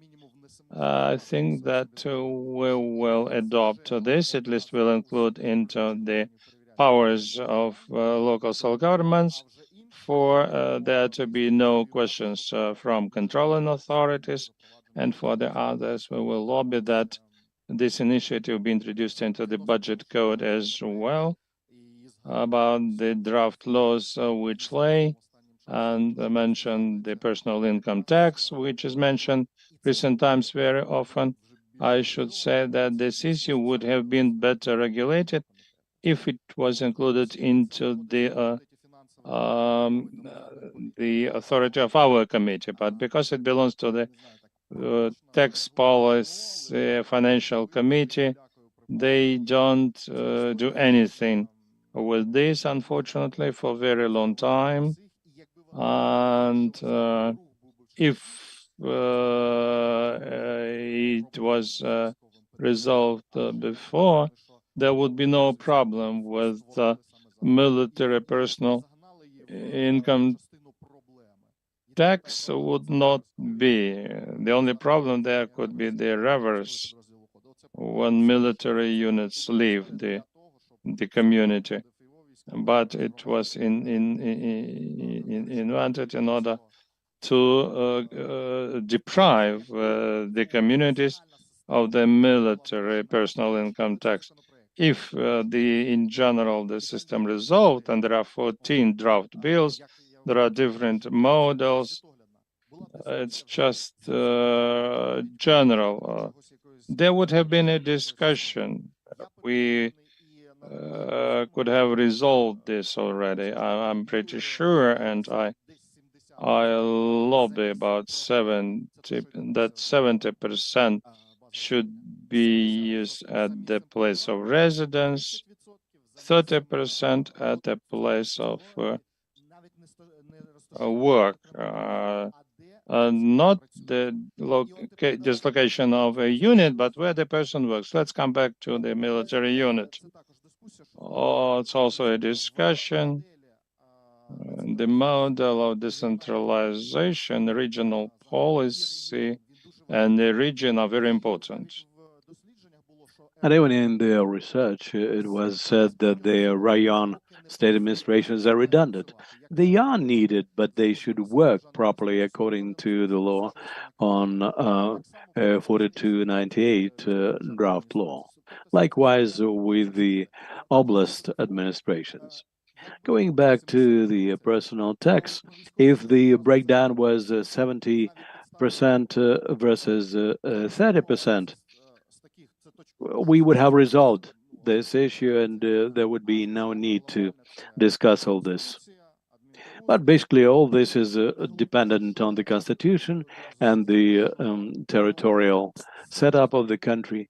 The authorities should be 100%, and I know that the experts are working on this now, and we will have some draft this year, in my opinion. There are 3 steps of decentralization: authorities, finance, and control. And as regards the first tier, 20%, if we resolve that, we will finally be able to put that into legislation, and that will entail relevant financial issues. Authorities, followed by finance, and then an evening of territorial communities. I will take no more of your time. No, that's fine. Thank you. We spent 2 days in Odessa Oblast in different communities, and very often we debated on different issues with Metro. And by the way, the we have some differences as regards personal income tax, but I think we are finally moving in the same direction. I think 50-50 would be good. That's my view. 50% on the basis of domicile and 50% on the basis of the place of work. So please vote. The voting is going on. Metro spoke about the military administrations. We included those issues in our ideas because if 95-59 is not supported by the parliament, then after the war, we can end up in a situation when heads of the communities will become heads of military administrations who help the military at their own peril will become people who will be prosecuted for abuse of their offices. That would be a total distortion. And 95-59 basically is a rescue draft because it can rescue some territorial communities which do help the military a lot. But we know that there can be inspections by taxation authorities with them and so on, and they will be reprimanded. This is a paradox because communities help the military, and there's a danger that the state will backlash on them for that, which is absurd. Oksana spoke about this, that sometimes the laws come after the event. But let's remember that there are some strategic things, and there are some of those which are burning issues, and some of the laws were adopted by way of urgency, and they were necessitated by the armed aggression against our country. So that's why sometimes our other laws follow up on the events which they were actually supposed to regulate. Well, if we speak about the martial law, our legislative processes are pretty much reactive. We've been living for a year and a half in martial law, and all that was drafted very hastily in 2022. Let's speak about strategic things. I give the floor to Oksana Prodan. I am interested to know what is the take of the Association of Cities on that. Apart from the issues of budgetary code, what would you expect from us as parliamentarians? What should be put in place? Thank you, Vitaly. I will say a few words about the survey that Oksana presented. Thank you for that work. 3 comments. How prepared are the local self-government officials to prefect offices? Well, this issue is very much still being debated, and the jury is pretty much out on this one. And the administrations we're talking about should coordinate the bodies of state power at the local level, and only then, in accordance with the judicial procedures, there can be something else. And if we do not reform our judiciary, a creation of an additional body will get us nowhere. So we have also speak about the judicial defense for any citizens. As regards the salaries, 6504, with the support of the Association of Cities, got through the parliament, and thereby the salaries for those bodies were regarded in the new legislation. And as regards the budgetary processes, we are coming back to it time and time again. no matter how often we speak about the functions and authorities, but without proper financial support, you will be only responsible for that, but would not be able to carry them out. I'd like to give you 3 points which were voted in the voting about the increase of the personal income tax, about the formula of horizontal leveling, to the horizontal vertical leveling, and the 9th point is related to urban construction issues.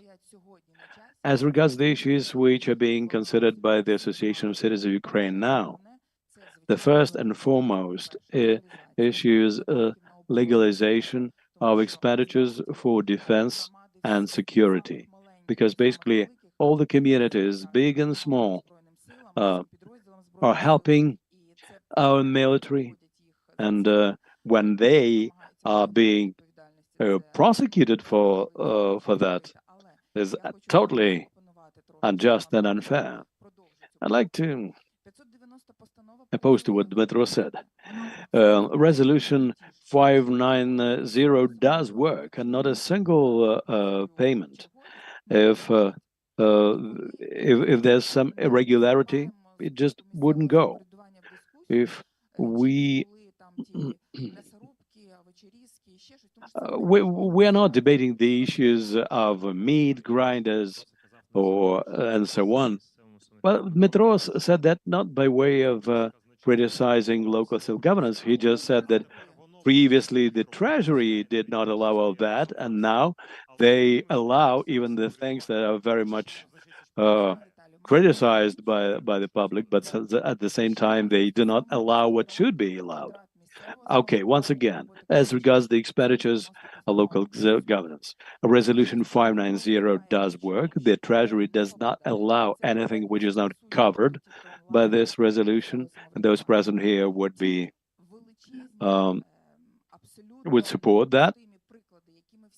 All those unacceptable, inadmissible cases are not related to local self-governance. And as regards legalization, legalization should be put in place. The association, which was drafted by the Association of Cities of Ukraine, was quite efficient. And we thank you, Dmytro, for putting it for the consideration of the parliament. It's very important for the committee to take into account all the proposals from the association. Likewise, we also initiated from the Association of the Cities changes to the budgetary code. We ask you to support that bill as well, because if we manage to do this, we will help local communities to help the military and do it legally. But we need to keep all the revenues from military personal income tax at the local level. No proportions, no percentages versus something versus anything would do the trick. They should keep all the revenues, all the military personal income tax. If we assume that a part of that revenue is taken away from the local self-governance, then the military will not have anything by way of assistance from local self-governance bodies. If we ask you, where is the portion which was taken by the state? I can tell you that according to military revenues, personal income tax, local self-government bodies bought more than 1 billion hryvnias worth of UAVs. What did the state buy for their portion of that revenue? I wouldn't be able to answer. So there should be no percentages, no shares. All the revenues of military personal income tax should remain at the local level. period. That's an important issue for us. So far, we can speak only about legalization 9559-2, 95 dash 6, likewise. Another issue is related to the budget, but not entirely. And again, it is related to personal income tax. 4% of personal income tax, which was somehow lost in the letter to the administration. We've carried out some calculations, and it transpired that 4% of the personal income tax, you can look at it in the official sources. 4% of the personal income tax was supposed to be given to carry out the memoranda to keep the prices for utility services from growing. The idea being that these 4% be used by local self-governance, and they were supposed to get additional funds. So what happened? 4% of the personal income tax over the last 2 years, over 2 years, 21, 2022, added up to 18.6 billion hryvnias. So how was that money used? The Ministry of Infrastructure already confirmed the need to compensate the difference in utility rates, but that compensation has never come. And another 60, there were direct submissions to the local self-governance bodies, and local self-governance bodies financed 62.4 billion hryvnias worth of rates and have not received any compensation.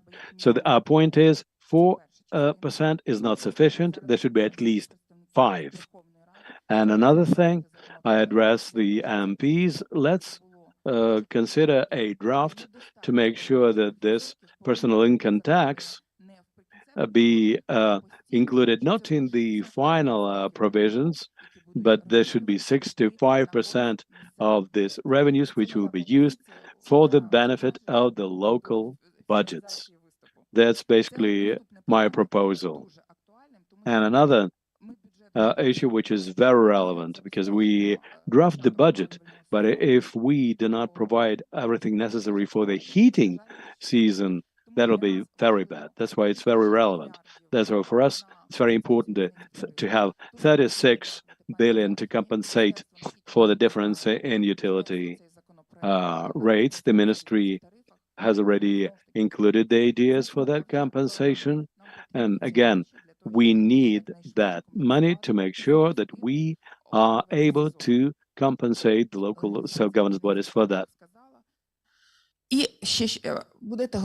And one more, when you prepare state budget, don't forget about bringing back educational subvention, and also don't forget about food for children at schools and kindergartens, because there is a program, but the subvention has not been included.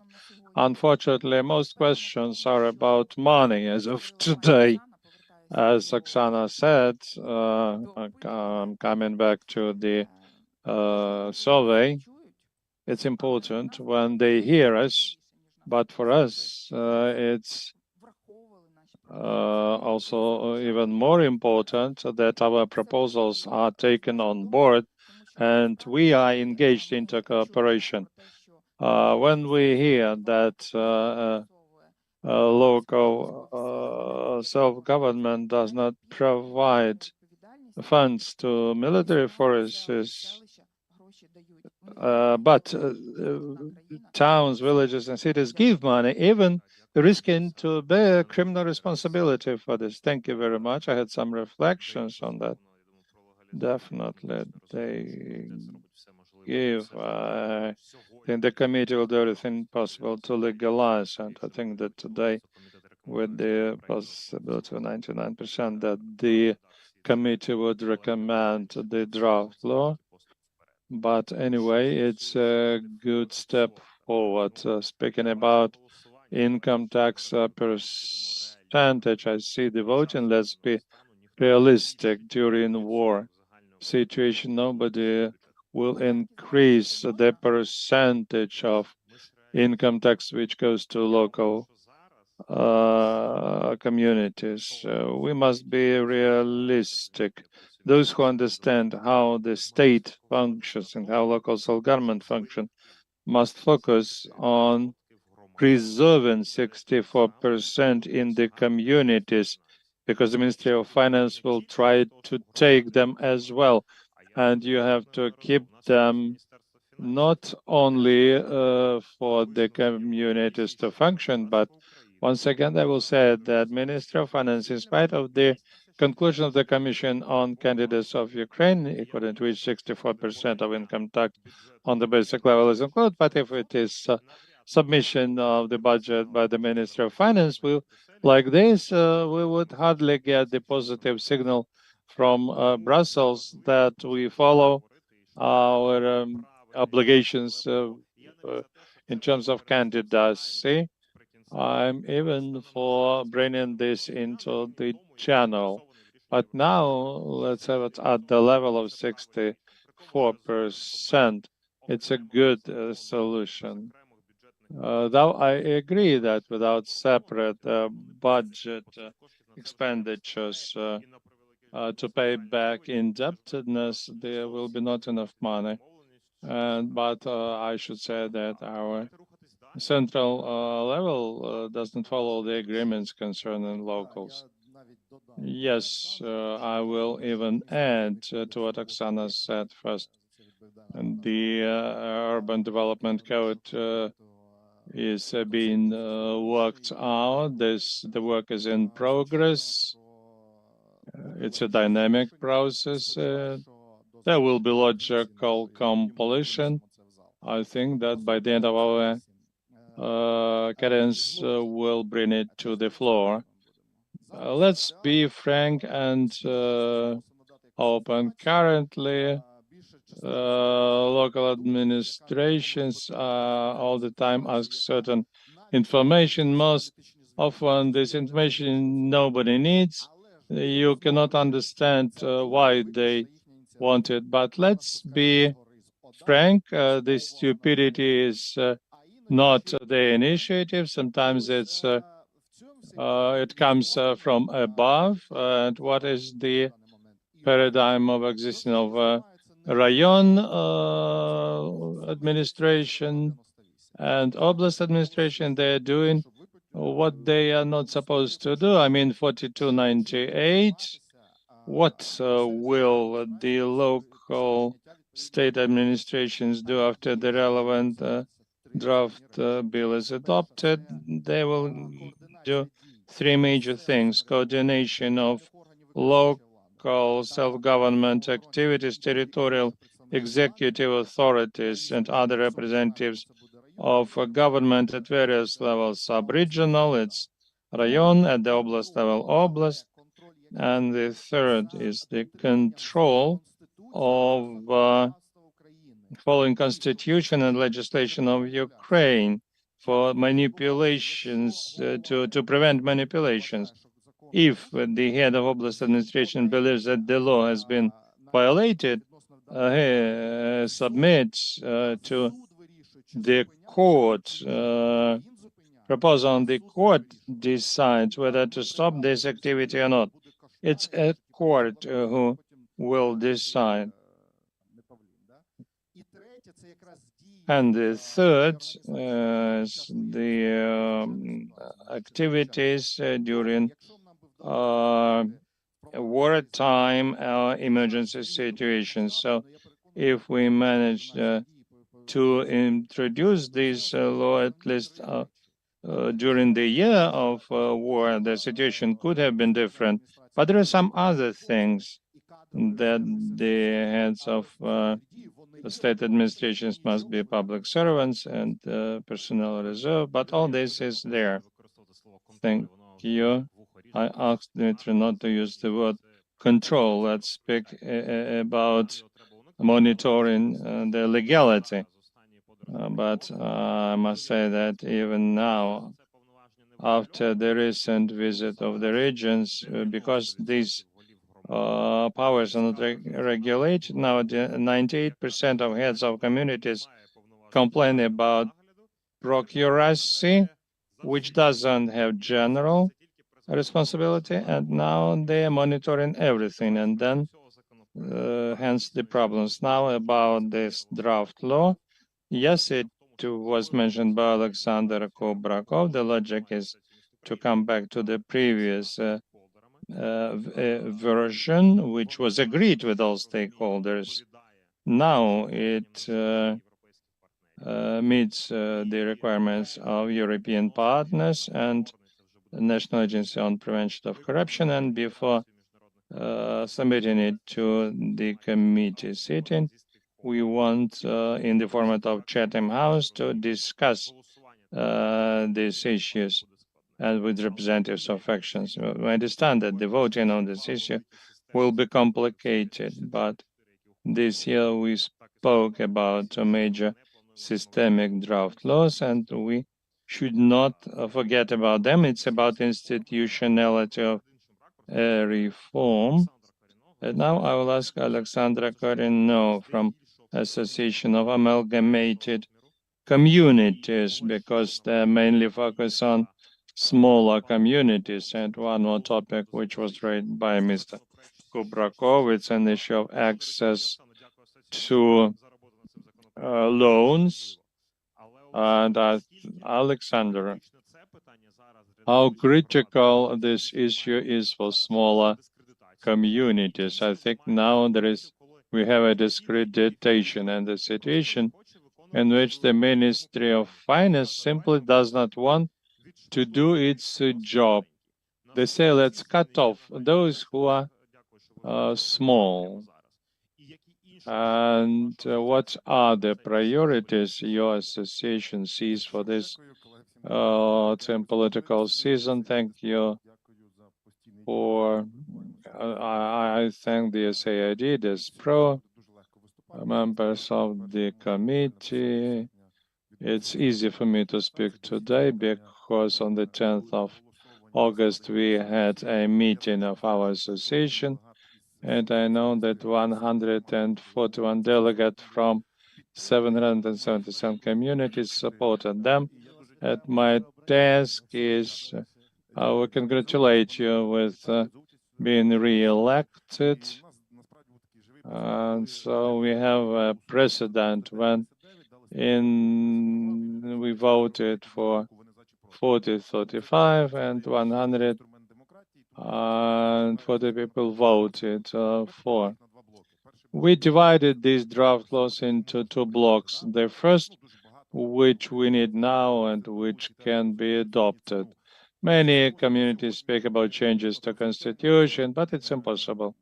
And the laws which we need now, we believe it is possible to adopt them. And this draft law was absolutely supported by absolutely all. This is a draft law on local borrowings by village communities and territorial communities. I believe that there are no arguments to leave it as it is. Then we talk about draft law 4664. I'm not going to comment. Colleagues have already told us about it. I will just voice the opinion of my colleagues. Administrative and territorial organization, authority of officials during military state. Then we talk about law 6479 on communal property. I think it is necessary now about self-organization bodies. It's important for small communities. We support 6319. We spoke about upgrading cooperation in the area of trans-border cooperation. We spoke about Institute of monitors and they are mobilized. There's I'm not going to speak about voluntary firefighting units. I'm not going to get deeper into this, but I want to say that it's important to discuss today. I mean, changes to Constitution, municipal code. Sometimes when you read in the Facebook and put a like under one of your articles where you wrote about 64% and division of powers, yes, unfortunately, we have budget code first and after that the powers, but then we have to do something about division of powers. There are, I often hear from members of parliament, they say they want 64, 65, 67 would be even better. Do we take from oblast level or from the state? Maybe we'll have a trade-in when they say that local self-government wants only money. But I want to ask a question. When they took how much money they gave us for health care or social protection? When boys are coming from the front line with wounds, with the heavy disabilities, who will pay for that? Who will pay for their social protection? Let's work with this. We have to divide powers, otherwise we'll not be able to solve the issues. Electoral code. I will speak about it until the next election. 10,000 is absolute stupidity. It should be changed 4298. Investment capability. The dialogue has not been completed. And then we have to speak whether the community can be a member of a number of associations or not. We have to discuss it. About financial, about discrimination, I spoke. We want that village and local communities could borrow money. Income tax 64, this is a minimum which should not be even discussed. It's a pity that Ministry of Finance takes over the authority of the parliament. As far as we know, the parliament adopts the state budget. Let's not provoke ourselves to some battles. Let's just speak about what unites us rather than divides us. But it should be at least 64%. That's it. Maybe 65, still better. Horizontal leveling and educational subvention.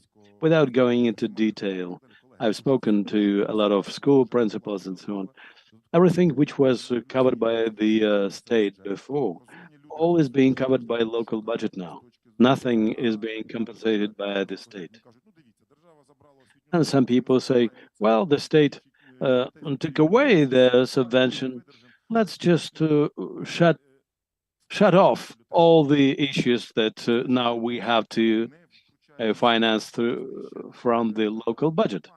So, of course, this is not efficient, and the educational subvention should be brought back. Because I can give you an example of my community. Like we have like minus 10 million hryvnias is the shortfall in the educational budget. and we have to think about how we can survive. So we have to shut down schools. That's as simple as that.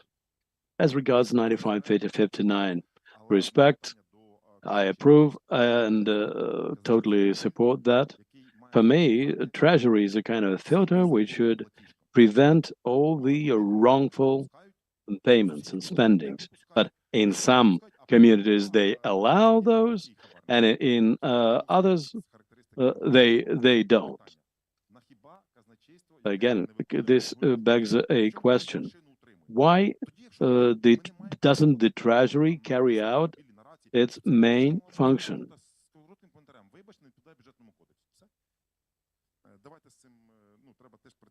So this is something to be resolved. And 9560 is something we support. And the third block of issues is what the heads of local communities ask us about. First is a compensation for the difference of utility rates. There's no need to go into details. Special obligations is also obvious. A very important proposal, in my opinion, is to provide social insurance and protection of members of the families of those who died during the martial law. We have not looked deep into those issues, but we're talking about people who, for instance, people were working cleaning the rubble in Kharkiv or elsewhere, and during the execution of their functions, they were killed by shellings or bombing. The members of their families, in our opinion, should be provided with social insurance about that. And that happens time and time again in oblasts like Kherson and others, which are pretty much under shelling. And people who were killed were working there should have the members of their families compensated. Another issue is related to communal forests and land plots. We were in Transcarpathia, and in some communities, that amounts to 95% of what they can do, because basically all the territories that they should use in their everyday work is related to some kind of agricultural lands or forests. And for some communities, forests are absolutely a necessity. They have no other space for development. Mezhirya community and other Transcarpathian communities rose that issue, and we're working on this.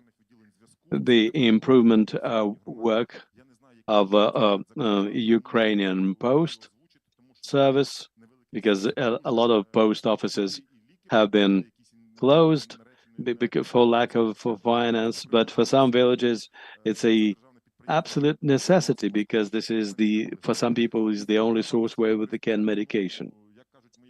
The institution of the right of permanent use. This is kind of a vestige of the Soviet system, and it should be abolished. As regards the land plots, the right to use them should be restored for the local communities.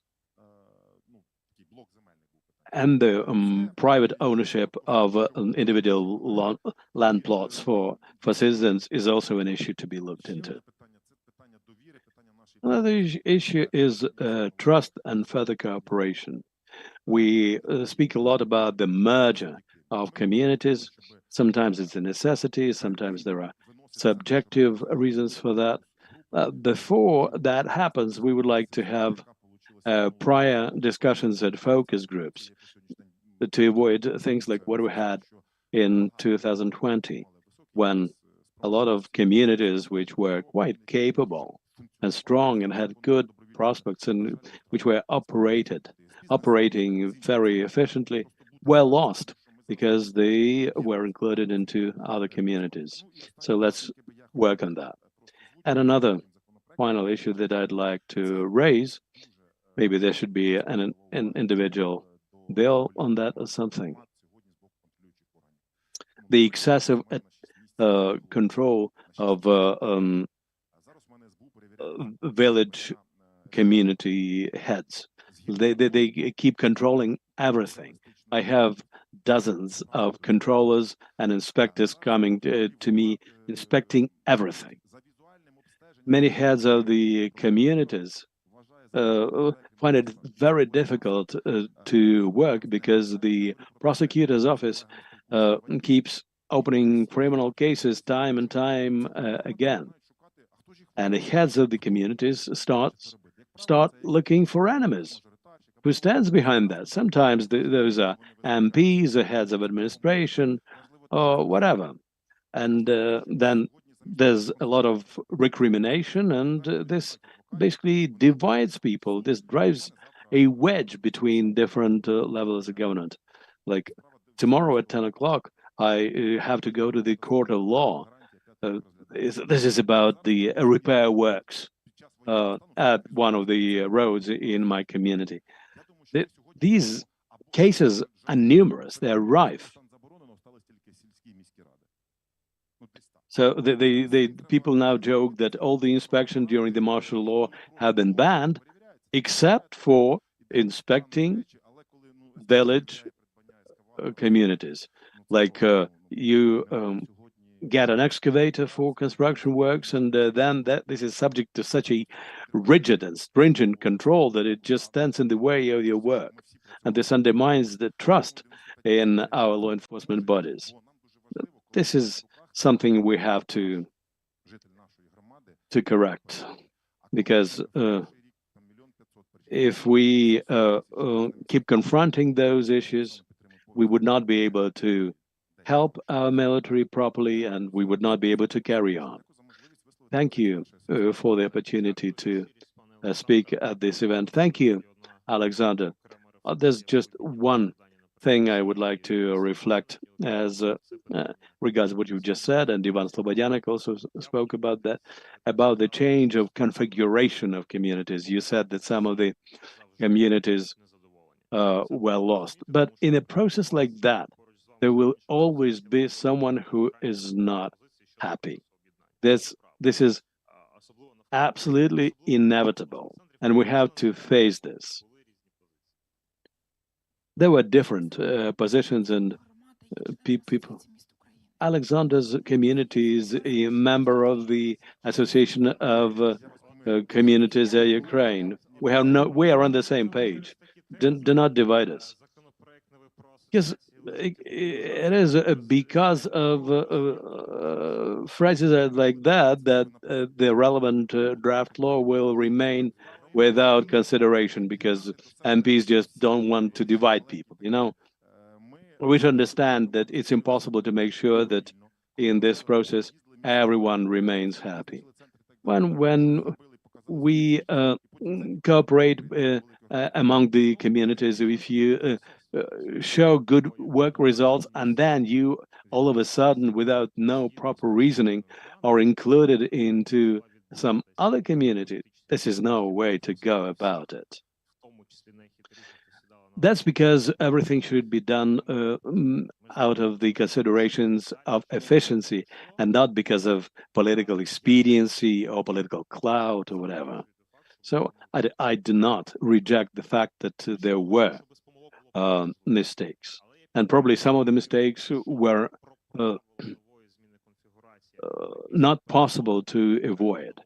But after the victory, we should do something about which we should agree right away. But there are no rules at the moment, and there's no legal framework for that. That is why I will tell you what I said a week ago out in the regions. I don't know who spreads this rumor, but there's no plan to liquidate communities which have lower than a certain amount of residents. This is not true.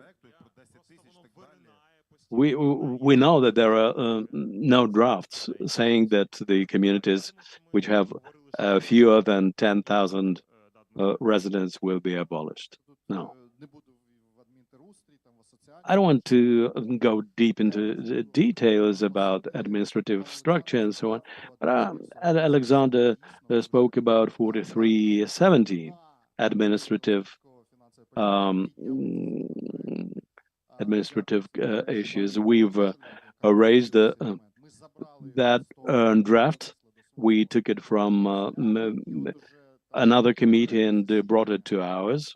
We've considered it. And this is the third session when we're fighting for it to be considered. And I promise that in the near future, 4380 draft will be at least considered in the first reading so that we will be able to improve it somehow. This is an absolute need for improving our system of administrative servicing. The law obliges us to have centers for administrative services. Therefore, it's absolutely critical to support this. This draft will not do the job automatically, but it will greatly facilitate the process. They say that the government is against this draft. But anyway, we have discussed everything conceptually. So I thank all the panel.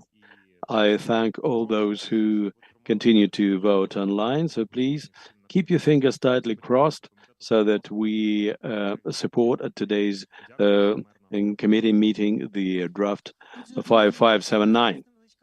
So now we'll have a brief break until 2 p.m. sharp.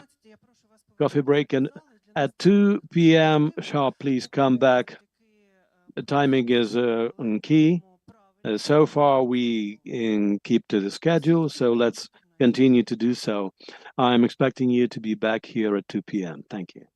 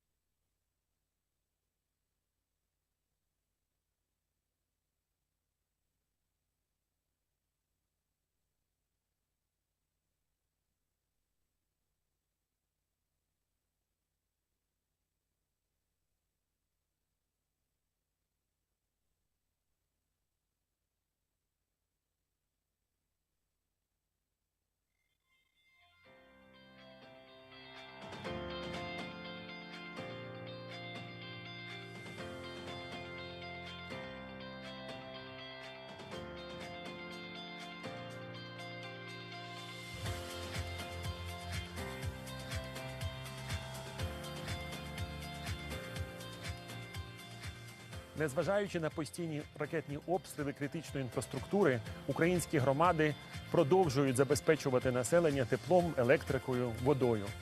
USAID передало ці 20 ескаваторів українським громадам для продовження надання критично важливих послуг в громадах. Це тільки одна частина допомоги, яку USAID надає українським громадам.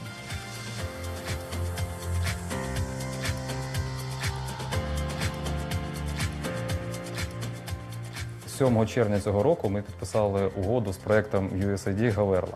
Це дуже гарна співпраця, результатом якої, крім всього іншого, є отримання нашими громадами екскаваторів, які будуть надзвичайно корисними під час утилізації тих руйнівних наслідків, які, на жаль, Житомирщина зазнає внаслідок ударів з боку Російської Федерації.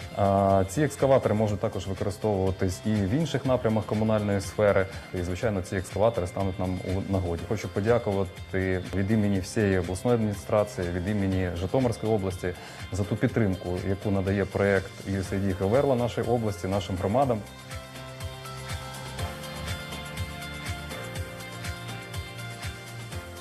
Перш за все, хочеться подякувати проєкту USAID Гаверла за надану техніку. Це мрія для нашого комунального господарства отримати таку техніку. Даний трактор буде використовуватись для надання якомога якісніших послуг для громади. Якщо, не дай Бог, десь щось трапиться, дана техніка також буде використовуватись для розбирання завалів. Сьогодні ми знаходимося біля екскаватора. Це універсальна техніка, яка дуже на сьогоднішній день необхідна для нашої громади. Для нас це дуже важливо, що саме техніку, таку, яка потребує на сьогоднішній день вже не один десяток років наша громада, вона на сьогоднішній день закуплена нашими партнерами. Надіємося на подальшу співпрацю і, як говориться, разом до перемоги.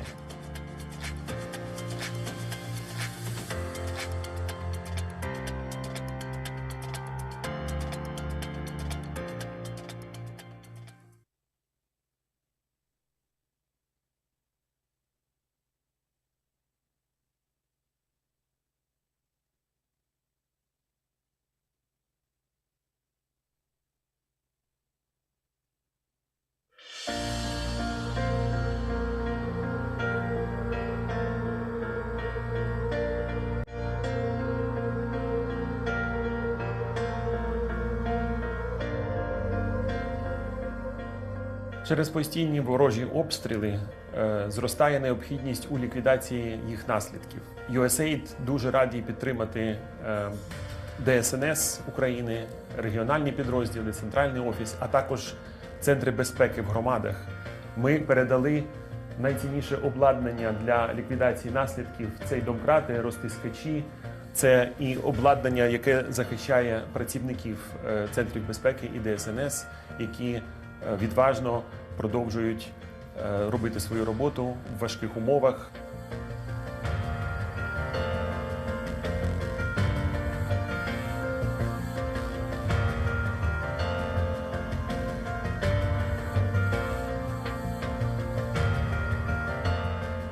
Ми отримали і генератори, ми отримали і костюми спеціальні, і чоботи, і стискачі, і різельна техніка. В наш період, наш вік, завжди у нас є проблеми. Тому нам воно дуже актуально, за що від імені територіальної громади я виношу щиру подяку працівникам самій програмі за розуміння, за допомогу, за те, що ми сьогодні спільно робимо дуже гарну справу для людей, для нашої територіальної громади.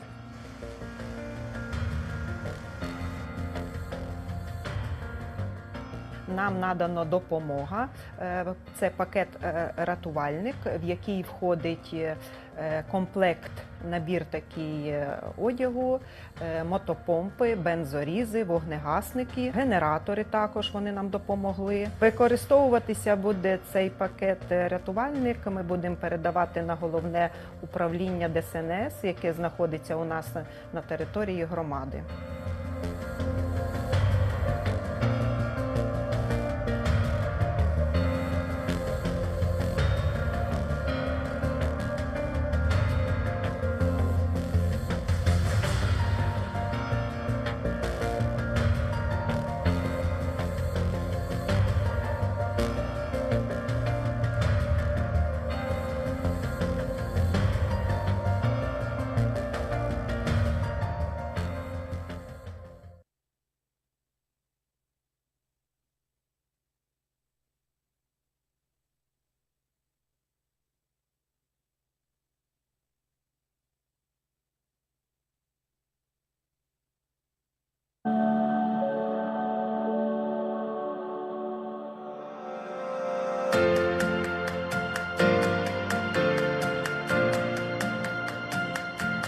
2021 року, коли в Києві започаткувався проєкт Говерла, була презентація проєкту Говерла. Ми ще тоді за підтримки USAID.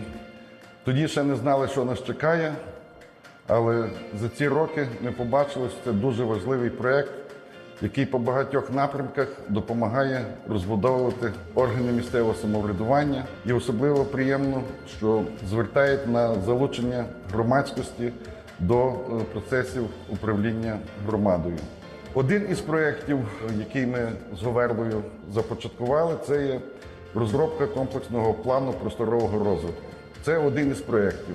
Стартувала офіційна ця програма із формування робочої групи, і було вже засідання робочої групи, напрацювання пропозицій, залучення всіх зацікавлених сторін, залучення стейкхолдерів, всіх визначення бенефіціарів і визначення проблем громади. Нам дуже приємно, що нас запросили як учнів і як молодь обговорити просвіток нашої громади. Сьогодні ми мали змогу взяти участь у проєкті Говерла, де ми обговорювали важливі питання подальшого майбутнього нашої козівської громади. Дуже круто, що до цього проєкту залучили безпосередньо молодь, нас. Ми, як майбутні жителі цієї громади, бачимо більше перспектив для подальшого розвитку. Для того, щоб використати потенціал нашої місцевості, ми запропонували розвивати гірськолижні курорти, зелений туризм. Також ми не забуваємо про нашу малечу. Для них ми хочемо розвивати тут позашкільні заходи. Для цього нам потрібно будувати стадіони, спортивні майданчики, освітні заклади. Саме це ми нанесли на нашу мапу. Я, вдячуючи цьому прекрасному проєкту Говерла, всім представникам вашим, що сьогодні на нашій козівській громаді відбувається таке прекрасне дійство. Ми хочемо щось зробити для наших людей, для нашої громади, якісь маленькі кроки. І як сьогодні, бачите, з'їхалася вся громада, хочемо простих людських таких статків, щоб були умови. Перші умови – це наші дороги, це наші освітлення, а подальше і буде йти цивілізація, будуть йти інвестори і будуть вложувати в наші прекрасні Карпатські гори, де прекрасний туризм, де прекрасні є надри наших українських земель. Я звертаюся як староста Суворовського Старостинського округу.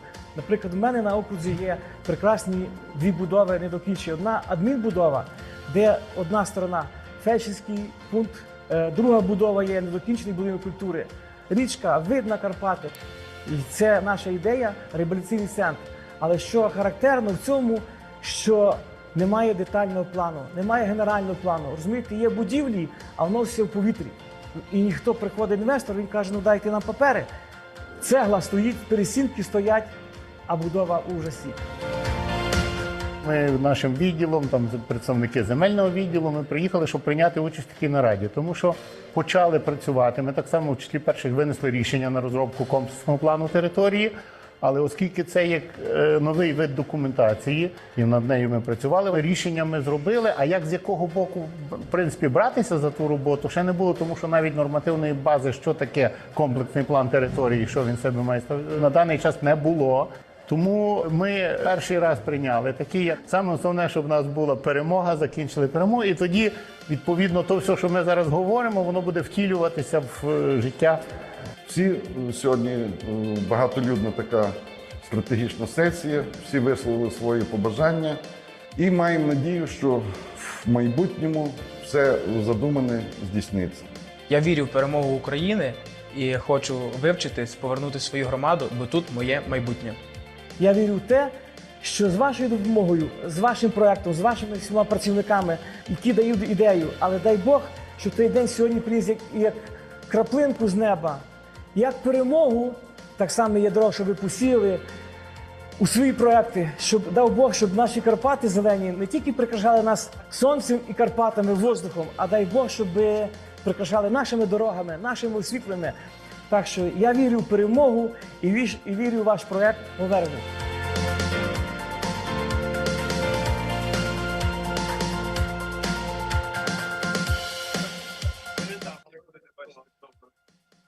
Так буду, я не бачу, так?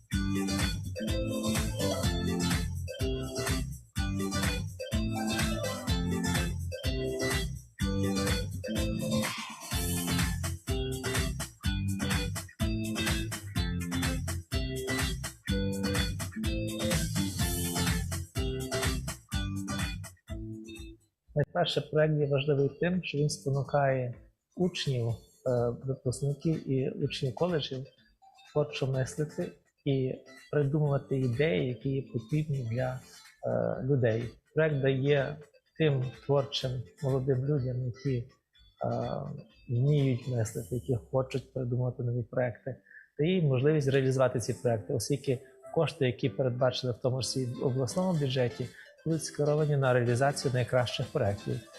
Це дасть можливість дітям повірити в свої сили і, власне, дасть нам можливість активніше розвивати винахідництво і підприємництво.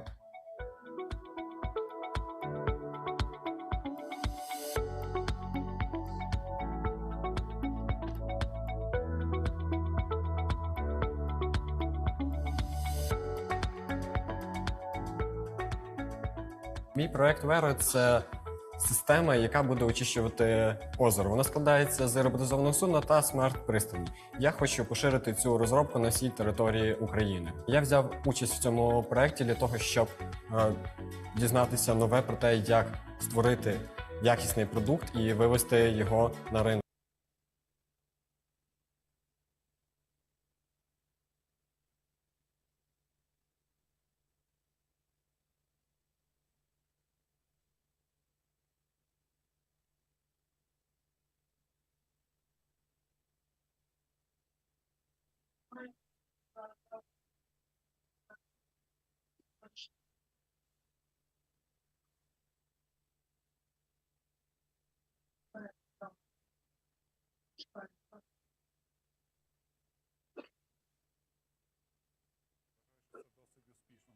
Судді відмітили, що дуже хороші ідеї, дуже хороші проекти.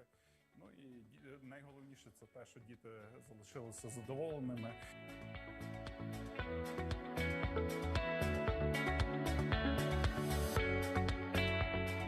Розвиток інновацій, розвиток духу підприємництва серед молоді є надзвичайно важливим. Ідеї, які сьогодні представляли молоді люди, є дуже цікавими і, що саме основне, мають практичне застосування.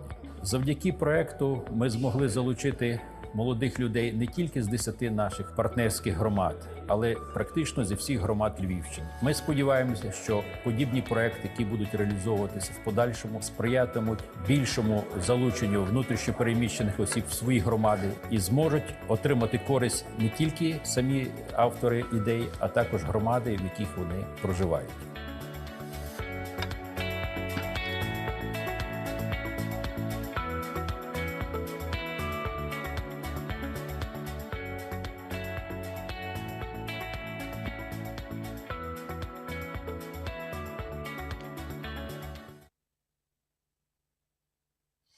Отже, друзі, я ще раз прошу всіх вас повертатися до зали, тому що у нас зараз буде починатися наступна дискусійна панель. Перш ніж почати говорити з шановними спікерами, я просто хочу ще нагадати, що у нас відбувається онлайн-голосування щодо необхідності розробки нових законопроєктів. I'd like to remind you that right now we have online voting in progress on the need to upgrade the existing legislation or introduce amendments. The voting is taking place on the platform www.slido.com. You have to enter this site to find their identification number. And it is grid 7203. 813. This way you will get the page of voting where you will see the questions for voting, or you may use your QR code.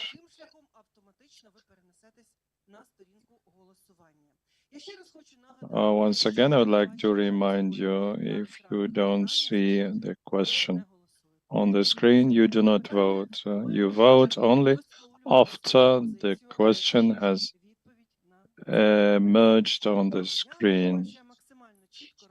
I think I explained properly how to vote. I'm going to introduce the participants. Now we have leaders of local self-governments. All the issues which you've heard about, problems, proposals, legislation, all which was discussed by representatives of the Cabinet of Ministers, of the Parliament. For you, Olena Sidorenko, village head Poltava Oblast, Orzhitsk, Sergei Solomaka, Mayor of Mirgorod, Poltava Oblast, will have Dmitro Falko online. Secretary of the Mykolaiv City Council, we have Yuri Bova with us. Mayor of Trostanets, Sumy Oblast, Oleg Stogney. Mayor of Romny, Sumy Oblast, Volodymyr Ignatchenko. Mayor of Nosivka, Chernihiv Oblast, Yuri Velichka, Talaliyevka, village head, Chernihiv Oblast. Natalia Petrenko, head of the Shulginka military administration, Luhansk Oblast. By way of a random selection, I'm going to give you the floor. We have only 5 minutes to speak, to express your position. If you want to follow up the topics which your colleagues raise, do this. Just want you to tie up the problems which you are going to raise to the legislation initiatives which were discussed here. Lana, the floor is yours. And good afternoon, dear colleagues. I'm not going to be original and repeat many points which we've heard today. But this demonstrates that if we speak about the same things, it means that this is a problem which needs to be resolved, because the drop of sea water has the same chemical composition as the whole sea. So what is necessary for local self-government? First of all, we need to know the rules of the game. I liked it very much how today the legislators spoke about it, but how in reality we start operating following one set of rules, then in the course of the year the state changes these rules, then aggressors attack, we change the rules again, and local self-government is associated with authorities among people. Therefore, the rules must be well described and should not be changed. We say that it is necessary to fix personal income tax. It is absolutely. I support the position of the association, by one association, by another association. This is our intention, to be able. Definitely, military personal income tax should remain in the community. Why so? It's a pity when they start counting how much money, how much revenue the community gets. We practically don't have personal income tax. We have police and emergency personnel. But who would bear the risks if the aggressor hits the military object on the territory of the community? Who will compensate? Who will rebuild? The community, because the community bears responsibility. So I support the educational subvention. Our teachers are just heroes, especially in village areas. And you must know that there exists educational subvention. It's accumulated and it's sent back for education. I don't want to say everything. I know that my colleagues will have the same opinion. One more thing. Healthcare facilities, Mr. Korine said, I support very much it. According to the resolution of the Cabinet of Ministers, we have cluster, non-cluster, and general hospitals. And those are, nobody knows whose. What will be with the other hospitals? Because people in the little villages, in the Rayon centers, have no opportunity to get to the hospital very often.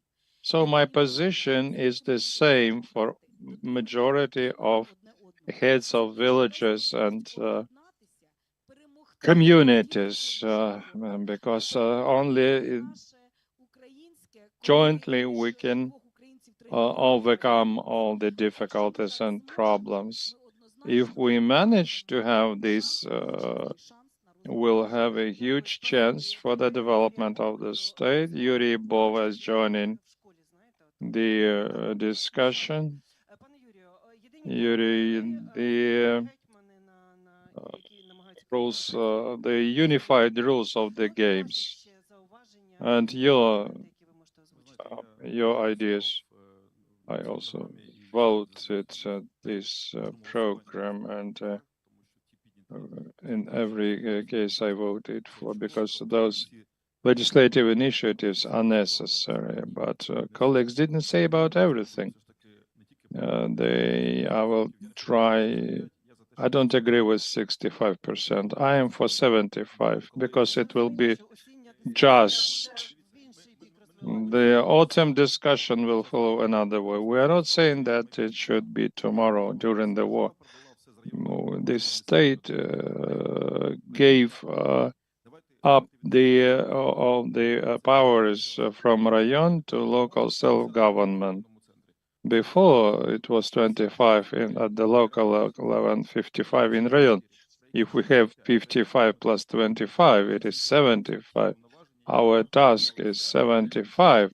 These are the powers which were calculated before or according to the expenditures of Rayon level. And I have always been on this position, 75%. Now we agree that 64 should be fixed. Now about the priority. The first priority is the war. We must help Ukrainian armed forces to maximum level.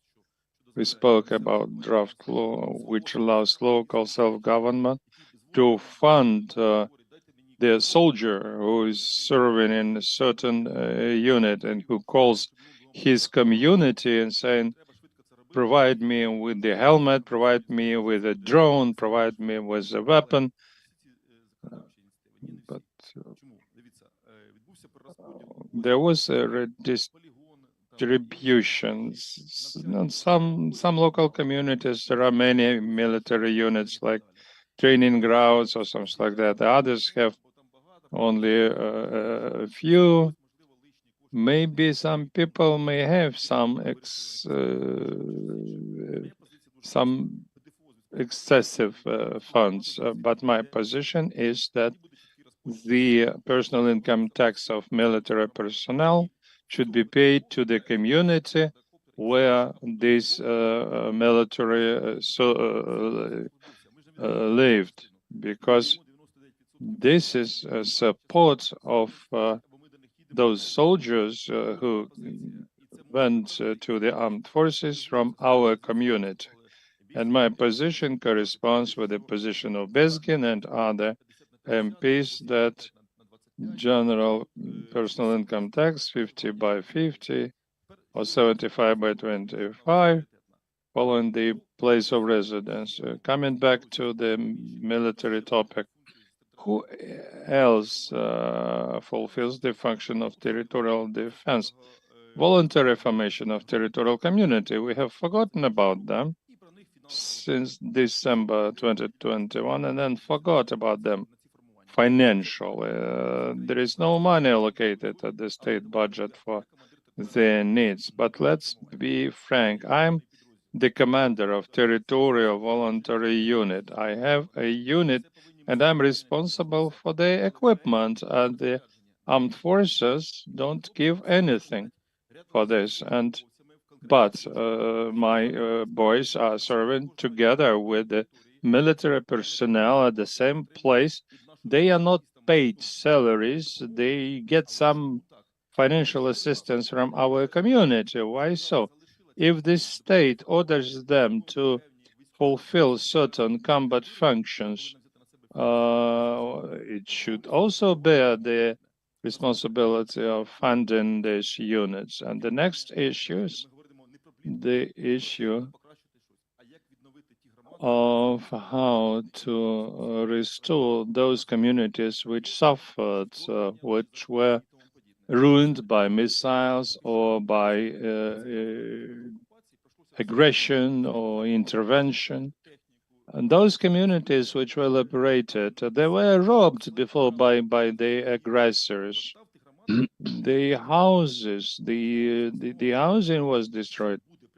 Whether we will have certain assistance to those communities which are liberated, do we prepare a resolution to provide financial assistance to Melitopol? But you have to restore local self-government over there. They function, but when they come back to their city, the funds which they have would be very little. We in my community have only only one excavator, which was presented to us. The state helps to fund various needs of the local communities. There also should be changes to the land code, because now all those on the occupied territories are exempt from taxes for property and land, whereas in my community this is 30%, and it is included in the budget. Well, we know that if businesses are destroyed and nothing is working, people should be exempt. But if it is not, why should people be exempt from those taxes, whereas other communities are not exempt from that? So if we analyze all that, we should take it into account what is being done at the community level. We've spoken about the utility rates, for instance, water supply. It's very difficult to finance all that. Those are dozens of thousands, millions, dozens of millions of hryvnias. And we have to use whatever little is in our budget. And it's very difficult for us to cover all those rates. Therefore, there should be legislative changes in our legislation to redress the wrong. Well, I'm not going to focus your attention on anything else. You know better what is of primary importance. Sergei Salamacha, please, the floor is yours. Well, a lot has been said already. I just wanted to amplify some of the issues. Unfortunately, there are no MPs here, but maybe they're listening in online. Unfortunately, there are no representatives of financial institutions here, because the bulk of the questions that arise are of financial nature. If we say about decentralization in general, this is an ongoing process. And now we are determined to continue it. A year and a half down the road, there will be some other tasks. But what we are doing now is absolutely right, because we are seeking to join the European community. In my community, there are some very painful issues, primarily those related to finance and personal income tax. The budget of the community is 600 million hryvnias, out of which 180 comes from the military individual salary taxes. Previously, before the war, it was 60 million, which means that it has tripled over the last several years. But out of the money that we get by way of revenues from these taxes, 70 million have been used already to help the military, to build fortification facilities, to build shelters, to provide social support. Like we have a program for social support of the military. Our city is a resort city, and we have some facilities for the rehabilitation of the military and for members of their families. So we offer those facilities, and over this year, 123 people, military persons and members of their families, have already been rehabilitated there. This is what the aforementioned money is being used to. And direct financial support for members of the families of those who were killed in action. Obviously, we have to support them. The issue of rehabilitation is not just about medical rehabilitation, but also social rehabilitation, mental rehabilitation, because all this is about the risks for the future of our communities. The problem which is now being brought about by the Ministry of Finance, who say that the revenues from military individual income tax should be taken away from the local communities. This is totally unacceptable. We use about 20 million hryvnias per year to support the utility companies because they have economically ungrounded rates. Therefore, only this year we've used 18 million hryvnias to kind of compensate for the inadequacy in the utility rates. So just, I will repeat the numbers, 600 million, and which means that 200 million will be carried over for next year if the changes that we're discussing today are effected. To say nothing about the support of medical sphere, the military, and educational sphere. A few days ago, I had a meeting with the commanders of the military units, and they understand that if we do not keep the revenues from military personnel income tax, the military will not be able to get any assistance from us because the revenues will be used otherwise.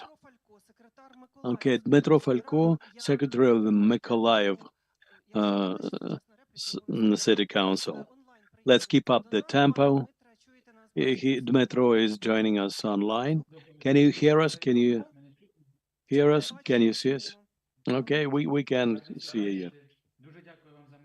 Glad to see you all. Thank you very much for the opportunity to join in.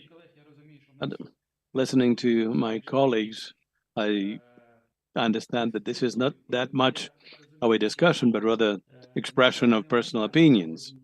No one is unique in our individual problems, and I keep hearing the same issues being raised over and over again.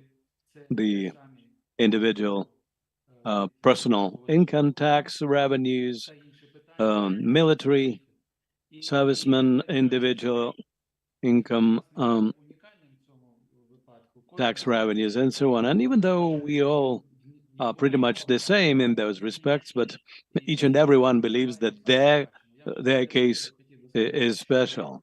Likewise, in Mykolaiv, for instance, we can say that from the revenues of military personal income tax, the city of Mykolaiv has managed to maintain the infrastructure of the city in 2022 and 23. In 2023, we had 2.2 billion revenues from military revenues.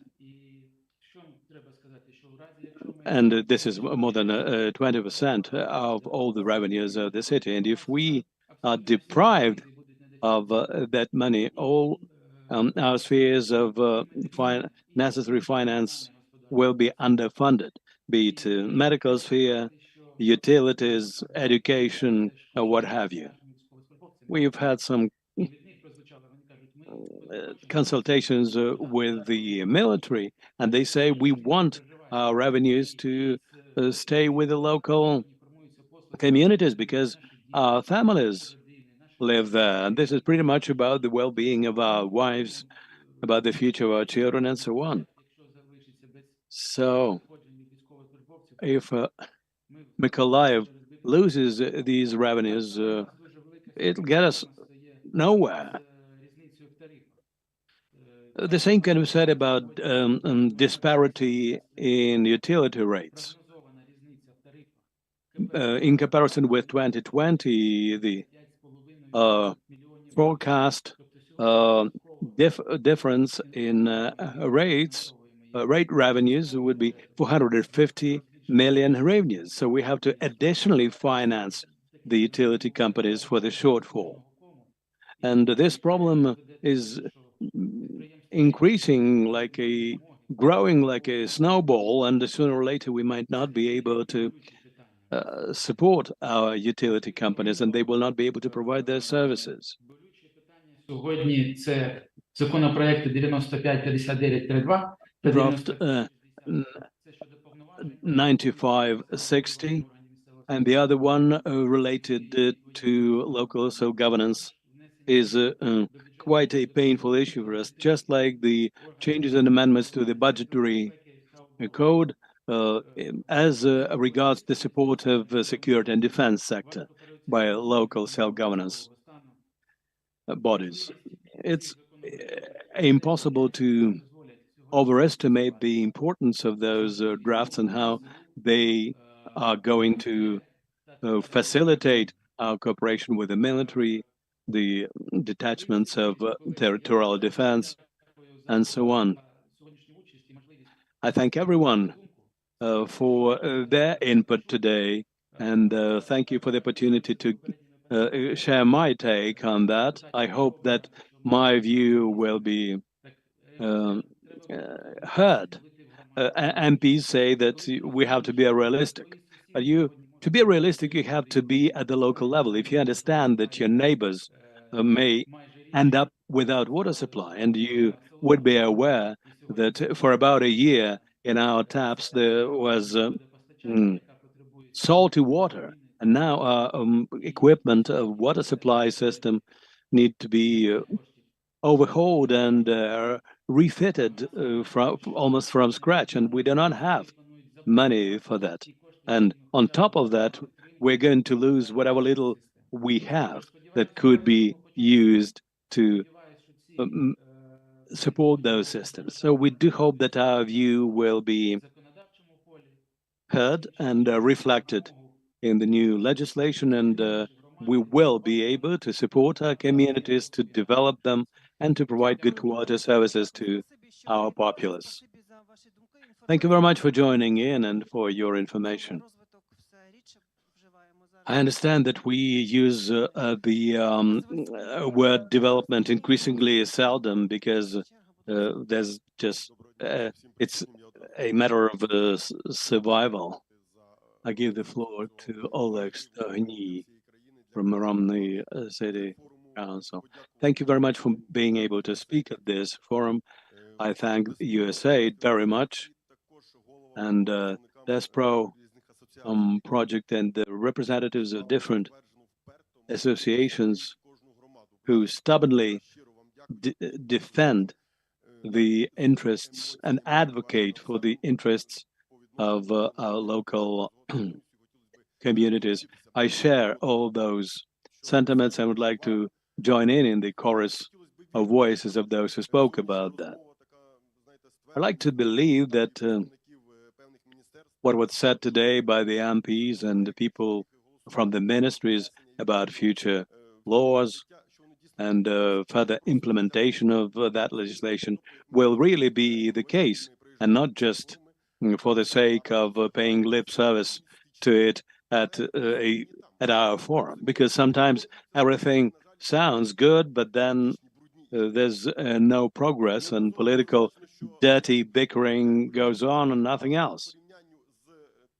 In comparison with the communities of those who really suffered the aggression, I can say that we were not under occupation, but recently we had a very bad shelling, and we know what destruction and victims are all about. One way or another, people everywhere demand well-being, demand roads, medical care, services, and so on. So my dream is that this war should change our mentality, or at least our subliminal thinking. Because sometimes people want to do their best, but they are being accused of traitorship or something like this, or treason even. So it's a matter of who heads bodies of power. If the head of an institution is supported or have some clout with the MPs, and they are given some kind of preferences, we have to stop this practice, because there should be no individual vested interests in the resolution of issues like that. Like we, for example, targeted it to subventions to defense, 86 million, and at the beginning we got only 20 million over this year and a half. So once again, I would say that we do not change, that people are waiting for the elections, they see only their own future. Now about mobilization, I can say this, not being afraid that they will blame me for lack of patriotism, because I personally served in the army 2014, 2016. It's hard for people to see disorder here in the rear. I asked the questions to military administration in the oblast and the commissars. If you take into the army the last communal workers, who is easy to take, and who is going to do that job when people need certain works like water supply, heating, people require, people demand it. How do you see solution to this issue? There must be certain legislative, or then I say, tell me, just close the executive committee, get together your people and go to fight. But we need people to do this work in the communal utilities. I say to the commissioner, the local level, who is going to work here?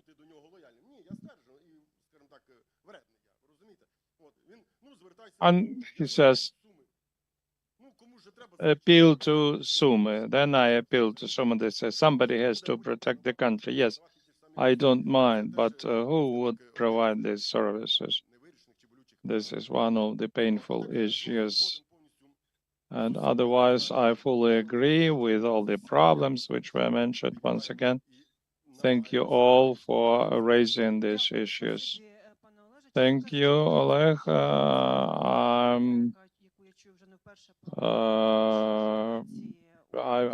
This is not the first time I hear about political manipulations. I think it's a bad trend.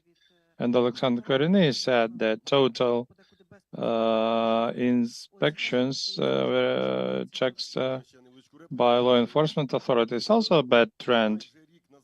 A year ago, we gave in the form of subvention 10 million to our territorial defense.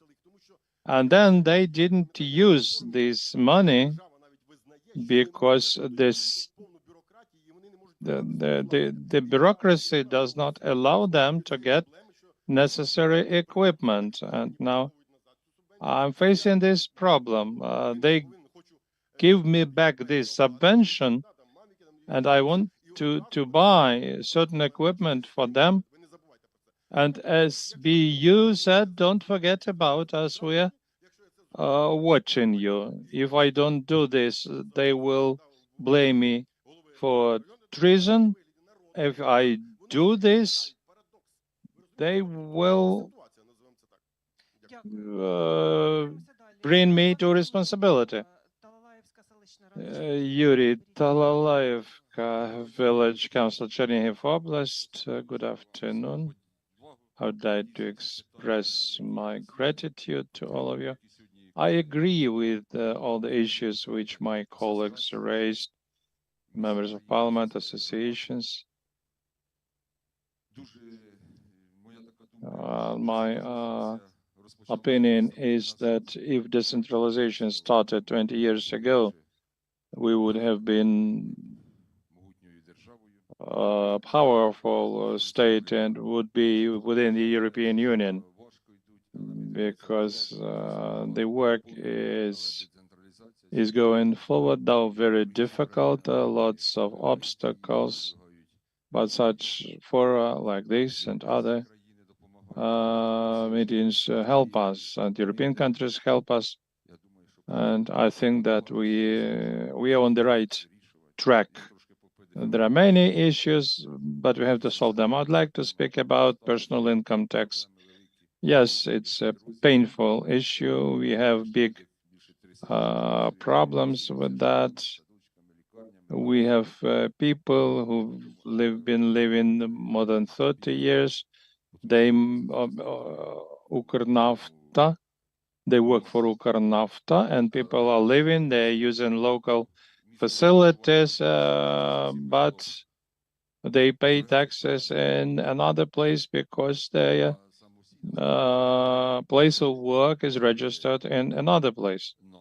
And also I have an issue of legalization of assistance to military. Vitaly Bezis said about it, that the law is going to be discussed at the committee. Yes, it should be adopted so that we are able to provide assistance to military legally. We have issues related to hospital. Yes, reform of healthcare. Our former Rayon hospital now is called the community hospital. Nobody knows how will it exist further on. All this lays on the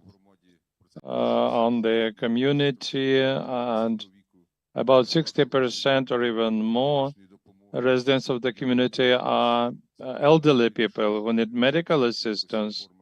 This also should be resolved, and I think that medical reform should help us more. So I don't see any improvement in healthcare services. Our community, our children are getting the status of children of war who suffered from Russian military aggression. Again, food for children at schools, catering, school catering for children. There is a law that this catering is free for children, and how much money should be allocated for this. There must be other subventions from the state budget for this program, because it's a big money.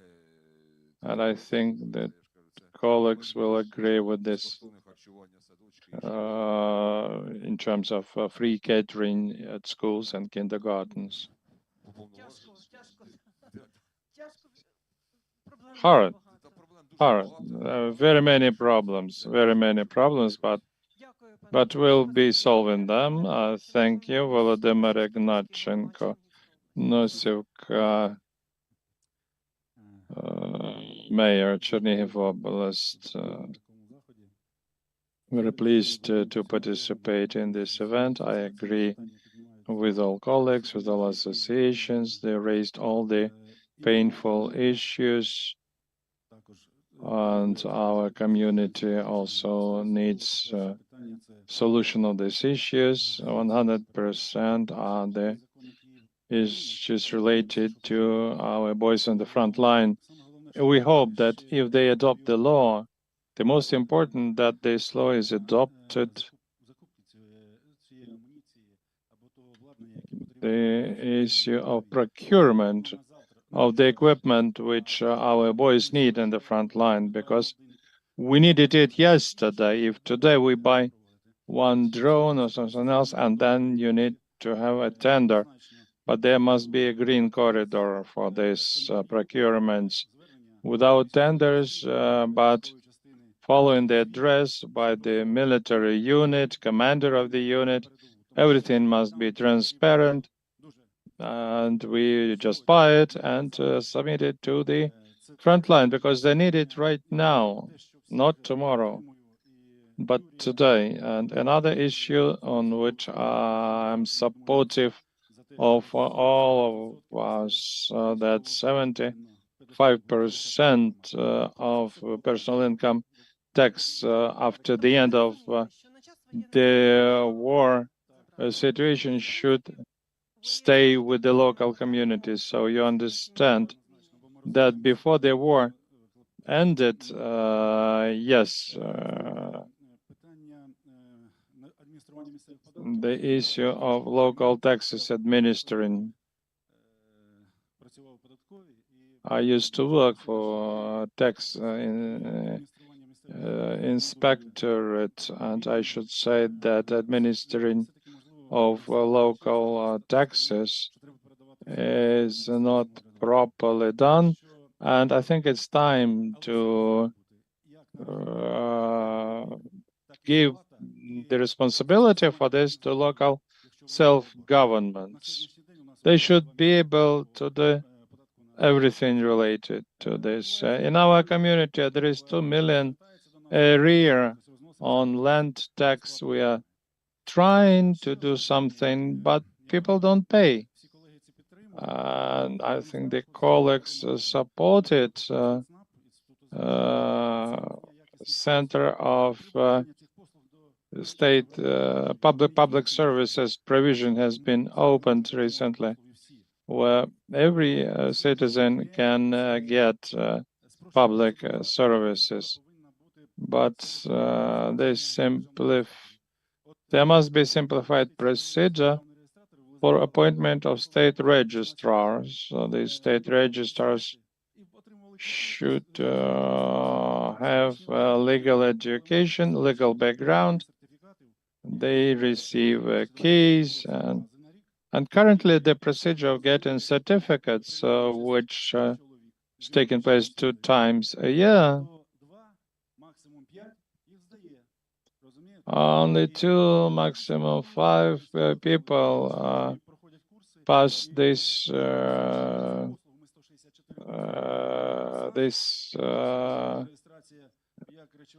test, and currently the registration of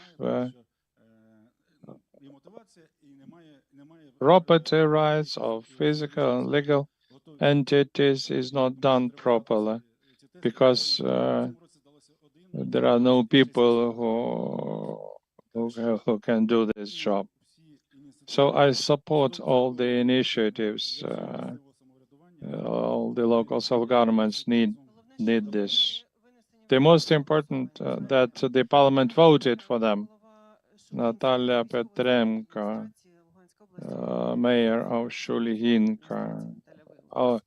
head of military administration of Шульгінка, Luhansk Oblast. Yes, I used to be the mayor, and now I'm sitting among my colleagues. Yes, these are problems, but I'm looking at you, and I envy you because you solve your problems in your communities on your land, and I represent the occupied territory. When colleagues ask me, what do you do without land, without your home? Yes, we do some work. We show the whole world that we are Ukraine and we want to come back home. My home is in Luhansk Oblast. There is a home, a house of my parents and a house of my parents' parents.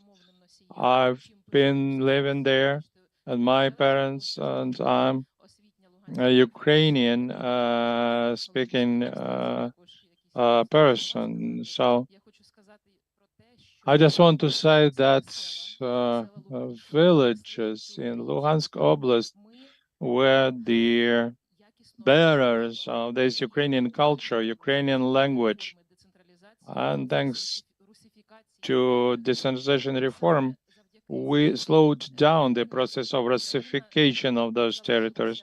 And thanks to this reform, Ukraine remained there with the hope for the development. And since 2014, we started providing high quality public services. And thanks to our international partners, I'm very grateful to USAID. They taught us a lot. They taught us the ABC of local self-governance, as a matter of fact. I'd like to support all the undertakings or all the follow-up work on those ideas. The war will end, all the Ukrainian territories will be liberated, and we should clearly understand what will be the situation there when we come back.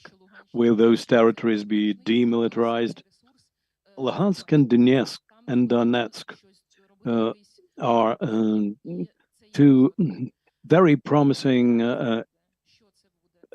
areas in terms of economic development, because there's a lot of resource there. And this is something we have to do right away, even now. That's why we draft programs and plans. A lot is being written down now, but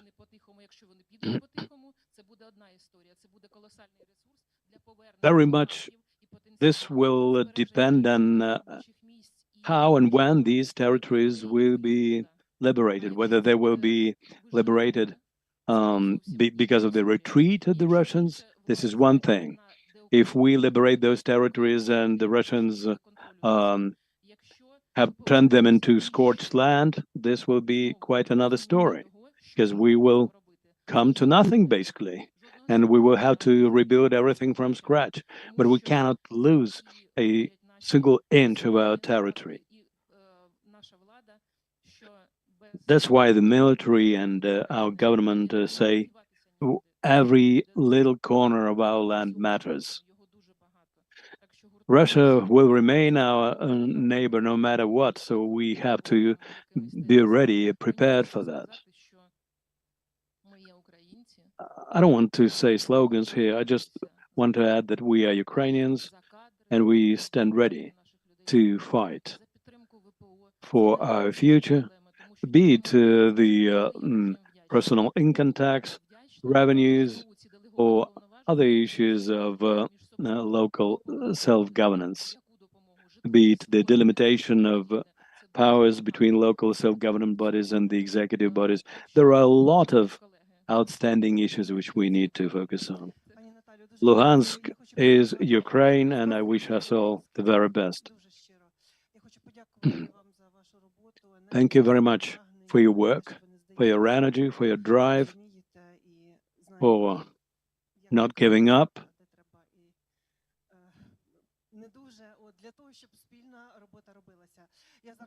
We do need to do the job. jointly. We'll have a rotation of the panel. And now I would like to give the floor to Alexander Pravosud online from Zaporizhia Oblast and Victor Simkaninets from Irshava, the city head of the city council. Gentlemen, you would have heard what was going on here, so please join in. Yakimiv community, I welcome you all. I'm Alexander Pravosud, head of the town council and member of the All Ukrainian Association of Communities. Warm regards to you from the front line and unbreakable and defiant city of Zaporizhia. I will briefly tell you what we are doing. Our community is partially under occupation. We are based in the city of Zaporizhia now. Therefore, our primary task is to help the military because the war is very close and 99% of our time goes to that. One of our most painful issues is the support of IDPs who came from the occupied territories and who stay temporarily in the city of Zaporizhia and in other places across Ukraine, as well as abroad. We are supporting them. We are setting up humanitarian headquarters to support them. We are getting ready for a very tough winter, which is definitely going to be tough, and we need to ride it out. And in the meantime, our military are fighting for us. We do everything possible to get ready for deoccupation. It includes a whole set of measures which we carry out, and we do hope that in the near future we will be able to implement all our plans in reality. I won't take up too much of your time, and I'm not going to be very original. I will just make a few points, a few wishes of ours.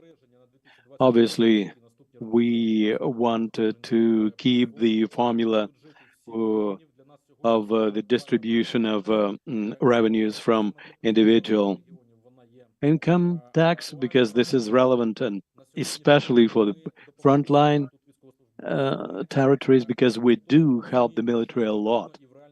We, as nobody else, understand their requirements, their needs. I'm sure that our state meets the military challenges that we are facing, but there are some issues which need to be resolved at the local level and with the use of the local budgets which are available. We also would like to support 9559 and 9565 and drafts which make it possible for us to support our military. A lot of our colleagues have already spoken about that.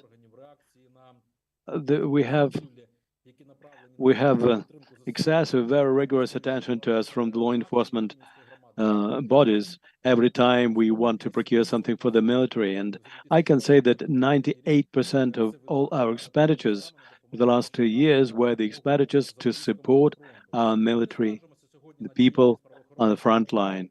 We're not complaining about the law enforcement bodies.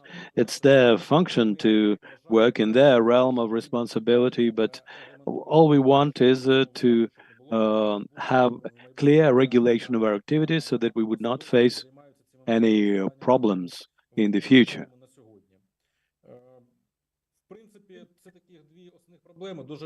This is basically two major problems that we are concerned about these days. Otherwise, the colleagues have spoken about that. I'm not going to repeat myself. I would like to use this opportunity and send best regards to you from the military. We had a meeting with the military. We met with them at the facility producing camouflage nets and UAVs. They asked me to send best regards to all the participants of the event. We all stand sure that our victory will come and everything will be Ukraine. I understand that it's difficult for the remaining speakers because a lot of things have already been said and spoken over and over again. Irshava, head of the town council. Can you hear me? На платформі. Знаєте, можливо послаблювати органи місцевого самоврядування, а навпаки, хоча б тримати на рівні сили. We definitely have to focus on the issues of local self-governance. Давайте з другого боку подивимося. Ми сьогодні в зв'язку з мобілізацією... The audio is impossible to comprehend.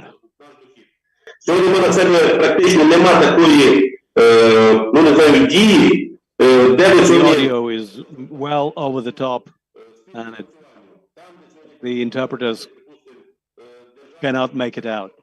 Крім того, дуже є таке прохання десь лобівати такі питання, коли... Дуже перепрошую, трішечки. The presenter says, please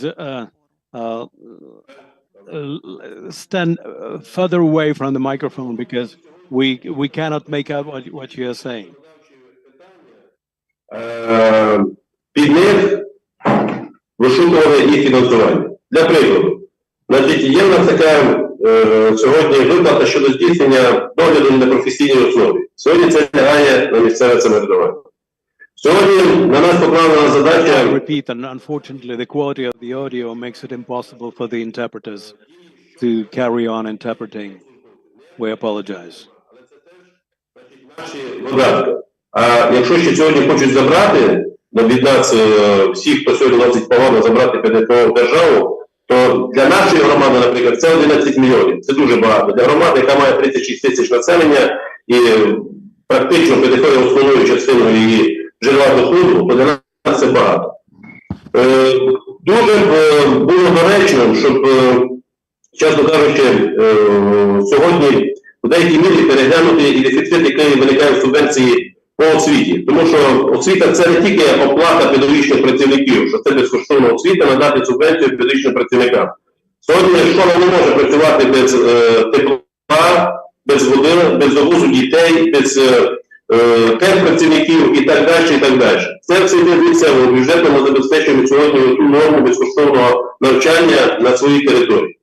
Крім того, хочу сказати, що видатки сьогодні ми несемо і такі, як забезпечення військовослужбовців, як допомогу їх по амуніції, так твердопаливним забезпеченням на зиму, так іншими питаннями, ну, на жаль, навіть в плані поховання. Це все видатки.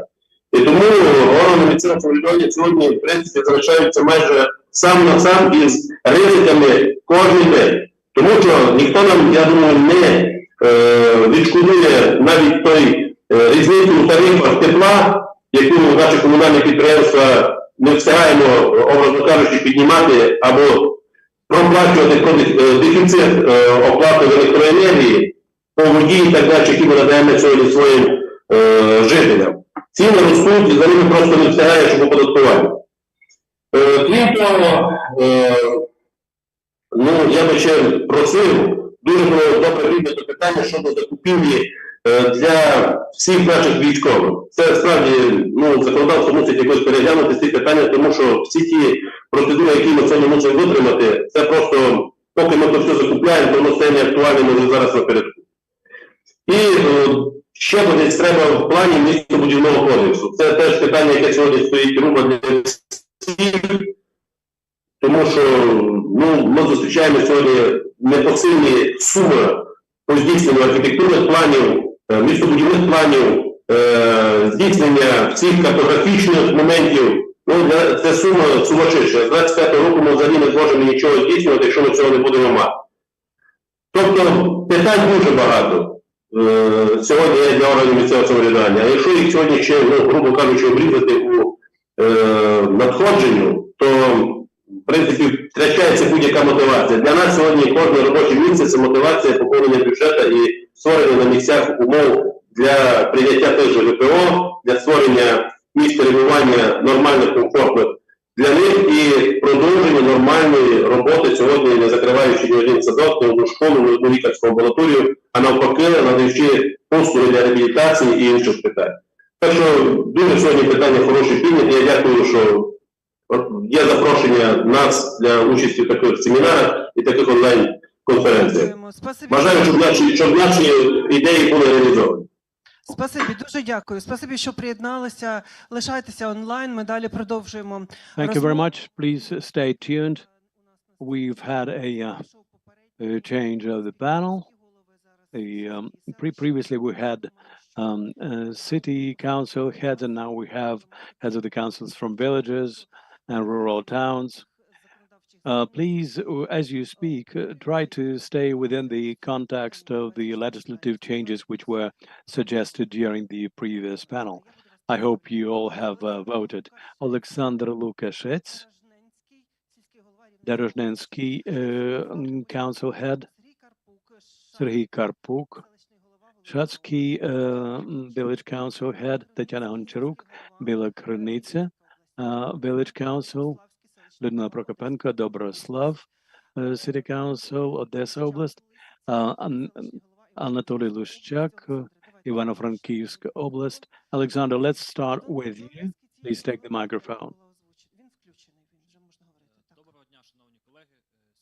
Good afternoon, dear colleagues. Today, a lot of key issues have been discussed. We also not agree that they take this 4% from us, because this money help us to the military. We don't have it, but we're interested for this to stay in communities and distribute it at the place of residence.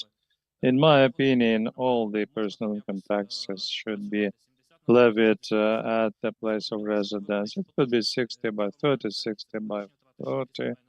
But if there is production facilities, this community should take care of that. But the people who work in other place, they live in our community, their children go to school, they use healthcare facilities and get social services in our community. Speaking about the draft laws, which are extremely useful, because the local councils should be able to provide assistance to military in a clear and transparent way. I must say that all the people want to help, and the military are grateful to all of them, but this should be done in a proper way. As a military, I can tell you that sometimes people buy and send something which is not useful. And right now, I can tell you that this must be, this assistance should be properly evaluated and prepared. For us, painful issue is the educational subvention. All the time we have been optimizing, cutting down. I'm speaking about local communities, and still I should say that the subvention is not enough. I'm not going to speak about figures. I think all have deficit in terms of educational subvention. And one day we will come to a situation that we will optimize ourselves and work with a minimum. I don't think it is correct, because children should get services both in bigger towns and small villages. Sergei Krustovsky is joining us from Avangard village. It's Odessa Oblast, in Madam Mazuta from Onuki village, Zakarpattia Oblast. I will give you the floor later. Now the floor is given to Tatiana Goncharuk. Tell us what do you think about all this. Thank you for our opportunity to listen to you and to be heard. Today we've heard the word renovation or restoration. I would like to apply this word to renovation and rehabilitation of our boys who are going to come back from the front line, and we must create the most possible comfortable conditions for people to adapt to civilian life, both physically and mentally. But today we heard the phrase, when you provide powers, accumulate funds. This is what I'm afraid of, that they will put all the financial burden on local communities. But the issues of housing, rehabilitation, and healthcare facilities for people who come back from the front line. I know that 479 families sent their men to the front line, and we have lots of issues which have not been resolved since 2014, 2016. And I think that today we haven't heard at the level of the state that the issue of land should be resolved by financial compensation for plots of land which our military personnel was not able to receive. Also, every village mayor bears responsibility for children of military personnel who serve on the front line, and also the issue of fixing the volunteer firefighters, protecting them from the recruitment to the armed forces, because they are responsible and they take care of the safety of local communities. And these people are absolutely necessary at the local level. And in general, I want to say that we all are moving in the right direction, and the members of parliament get information from us. It is good and it's nice, and I hope that all these draft laws will be supported. This will allow all of us to bring our victory closer. Thank you, Serhiy Karpuk. The floor is yours. You're going to make a presentation. Yes, today I thank the organizers for the possibility to express my position on legislative initiatives. And I'm not going to repeat what my colleagues said. I'd like to speak about border territories also. We have problems with taxes. Shatsk community is one of the close to border communities. We have a border with Poland and with Belarus. With Belarus, we have problems. Currently, the communities should provide access to children to educational facilities and safe presence in the educational establishments. And this year, subventions for social objects, as well as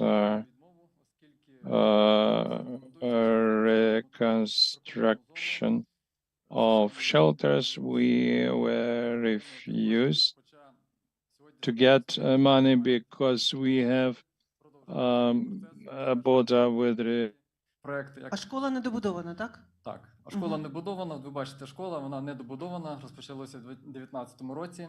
В цьому році по постанові Кабінету міністрів від 16 червня 600 the Cabinet of Ministers sent 52 million to Oblast budget. Oblast administration, Oblast Council supported us, but there was a negative answer because we are 30-kilometer zone from the border, and according to the resolution by the Cabinet of Ministers, this subvention was not given to us. The same was with the shelters.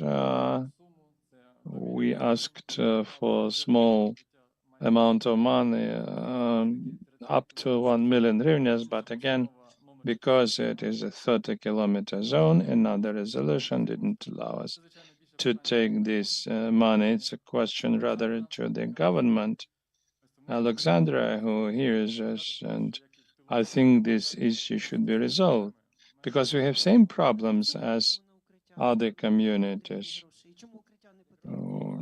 We can't understand why you don't need shelters in this territory which is near the border. We have 4 kilometers to the border, and for us it's extremely important issue. And this is about shelters, as I said. This is what we do ourselves using local budgets, money which parents give. I think this is same problem for all communities near the border, near border communities, and also our community supports armed forces as well. Last year we transferred almost 20% of our budget to armed forces. We procured materials and gave them to our armed forces. And now we have the problem at our community related to the fact that we have a border.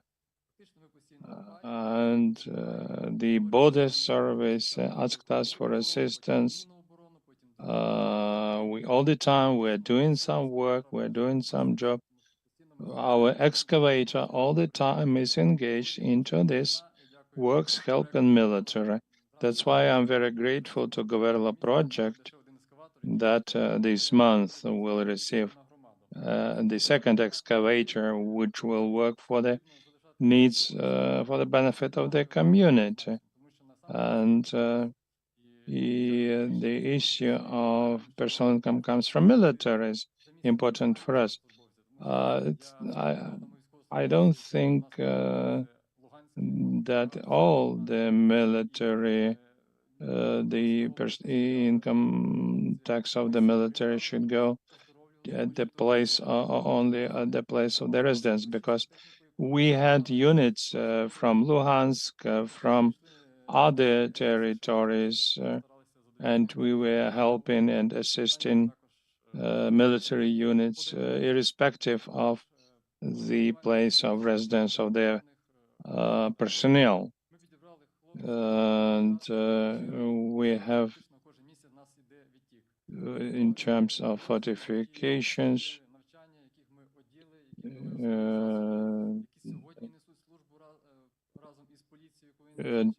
together we have the voluntary units, territorial units,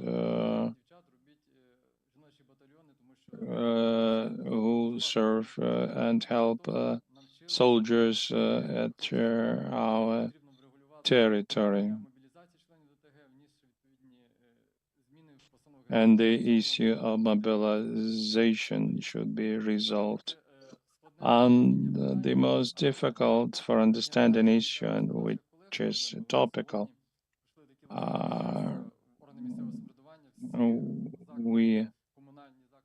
all the communal utilities should register VAT. We all know that if more than 1 million hryvnias, any organization which is engaged in economic activity should be registered as a VAT paying institution, but local self-governments are non-profit organizations. And in terms of VAT, there is a rate 20%, and there are operations which are relieved from taxation and operations which are not taxable. And the tax service considers that the operations which are relieved from taxes funds should be transferred to the taxation.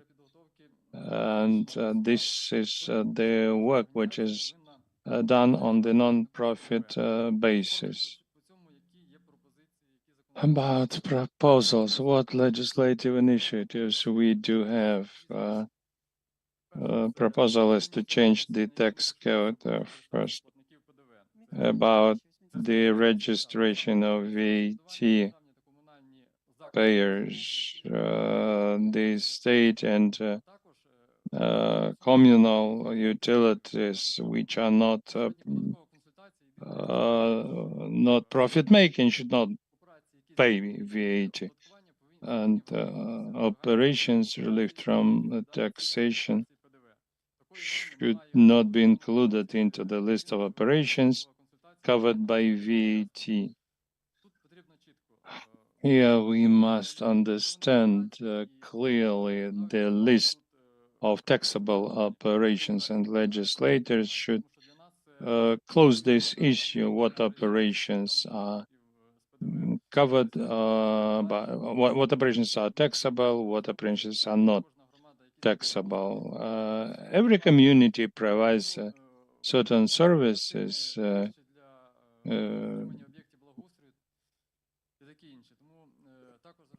Therefore, I ask members of parliament to take this into account and introduce necessary changes. Yeah, thank you. Let's join people online. Sergei Grustovsky is joining us. Can you hear us? Please join in.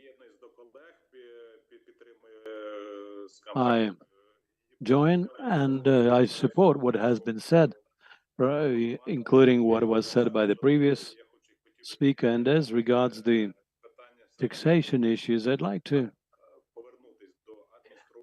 come back to the issue of administration of taxes. Now, during the war, the situation with tax revenues is very tough, and the local self-governance bodies one-on-one with those problems.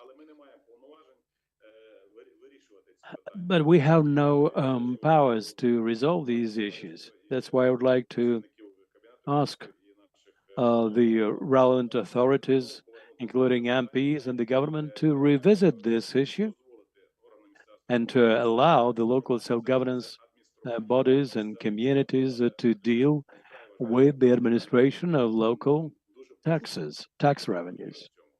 Please do support us in that. As regards the military personnel income tax revenues, I am absolutely against the idea of taking it away from the communities. In the budget of 2024, our budget does not have this item of revenues. Unfortunately, yesterday I familiarized myself with the budget, and I see that this is a done deal. No, this is not a foregone decision. There will be a discussion, there will be associations advocating for the local communities. Well, take our community, for instance.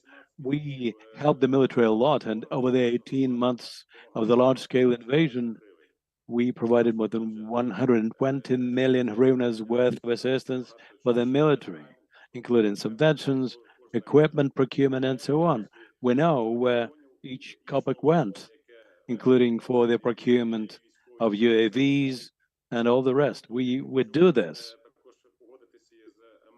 I also support what the mayor of Zhytomyr said, Mr. Sukhomlin.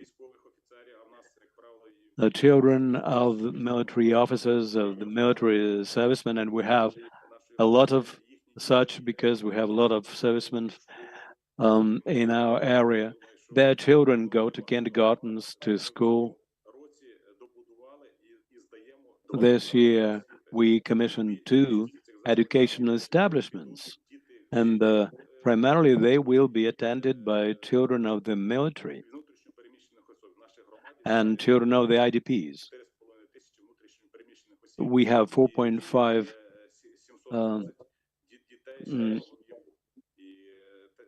thousand IDPs, and including 300 children of preschool age. So our revenues are pretty much being used to support the educational establishments. So we, territorial communities, will stand our ground. The military personal income tax revenues should stay with the local councils. Maybe 50% should be deducted to the state budget immediately, and 50 will remain. And using this 50%, we will be able to help the military and resolve the social issues for the members of their families. Thank you very much. Thank you for your attention. Thank you for giving me the floor to express the concerns that we have. Well, I understand that you've been with us all along because you recalled what the city head of the Zhytomyr said. Ludmila Prokopechko. Thank you. Well, I represent not just my community, but also the All Ukrainian Association of Communities. So I will speak also for my colleagues in the association. We have very good atmosphere of unity in this room, and it's good that the MPs and the ministries and heads of the local self-governance bodies association and everyone, we are all on the same page. We are very glad that we are being heard, but it would be even more gratifying if everything that we are discussing today gets implemented in the legislative framework. As to what is needed most, the answer is given by the survey, the results of which we've seen today. What ranks first, second, third in terms of priorities is extremely relevant for each and every community in Ukraine.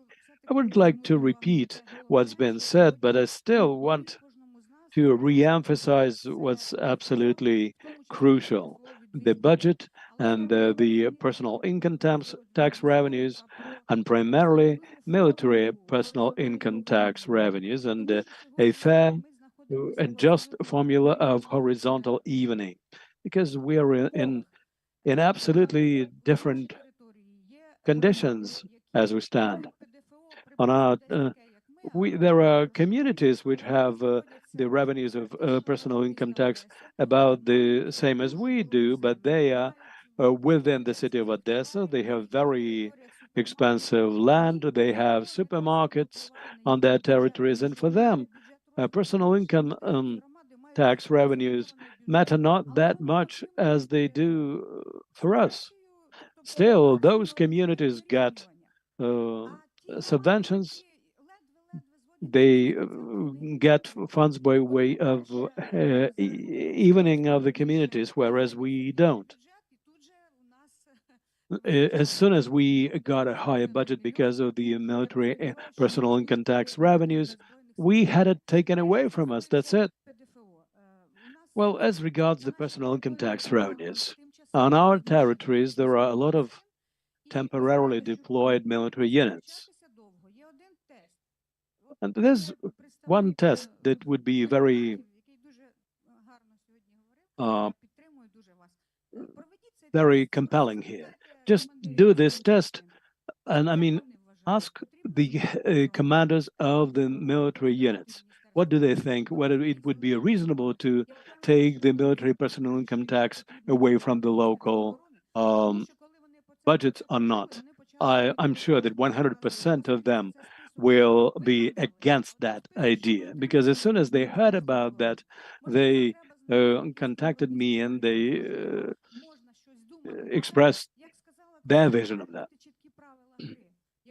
There should be clear-cut rules of the game.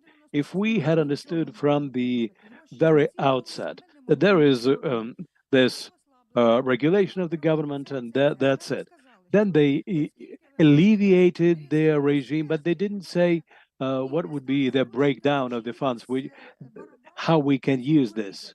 And we became kind of hostages to those who use political clout and personal connections and so on, because sometimes we have to think twice whether we want to, for instance, repair a kindergarten, because you know that if you do, then you may be reprimanded or even prosecuted for the wrongful use of the money. You know, we're not against this money to be used for the military purposes. And this is something which we ourselves do. We know what should be done for our community, but we are in a very uncertain position.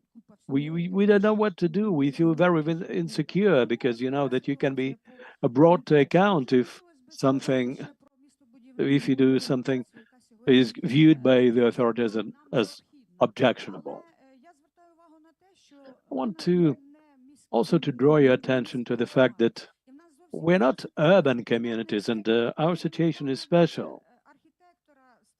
For us, even finding an architect with proper qualifications is a problem, let alone to set up a department which would deal with architectural permits. So we ask the authorities to be kind of differentiated in their approach to urban and village communities. Probably with the help of foreign partners, we have put in place a strategy. We have an investment passport of the community. Now we're working on our special development program, but we cannot move forward because we need to set up a legal entity and we are very short of money. I also would like to add to what's been said about the land issues. Currently, we cannot allocate land plots even to our military, even if we have lands at our disposal. And if this ban is uniform, at least it could be you could make an exemption for allocation land plots for the military, because that would be illogical during the war. The war will end, and we will win, and we will have to think about how to make money on our own. We do have some reserves and reserve opportunities. Some 10 years ago, the Rayon state administrations used to conclude agreements for the allocation of land plots and provided them for 49 years. Now we are talking about hundreds of thousands of hectares for which we get peanuts. And after the conduct of auctions, the rent rose by some 30% or so. And still, our fees, our rental charges have remained the same as back then. Of course, we also think that the educational subvention should be brought back to the local level, because we do need money for education, and we find it very difficult to make our ends meet, because at the beginning of the aggression, everything was being used for the military, and then we ended up in a situation when we don't have money for anything else. Well, I could speak a lot, but I would conclude with that. Everything that has been said today is extremely important for our future, for the future development of Ukraine. Thank you, Ludmila.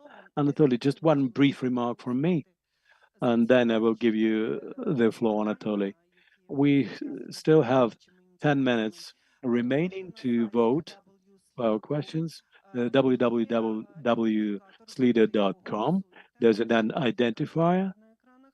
You see the number on your screens. You can also use the QR code. It's very straightforward. Please do this because the next panel will be about the summary of this vote. Thank you. Since I'm wrapping up, I probably should be brief, but obviously I'm very happy to see you all here. I'm glad that I'm here among you. I'm thankful to all the associations advocating the interests of the local self-governance bodies. As a head of the council with an experience of 17 years in office, I can say that it's very gratifying that this convocation of the parliament really heeds the view of local self-governance bodies and territorial communities.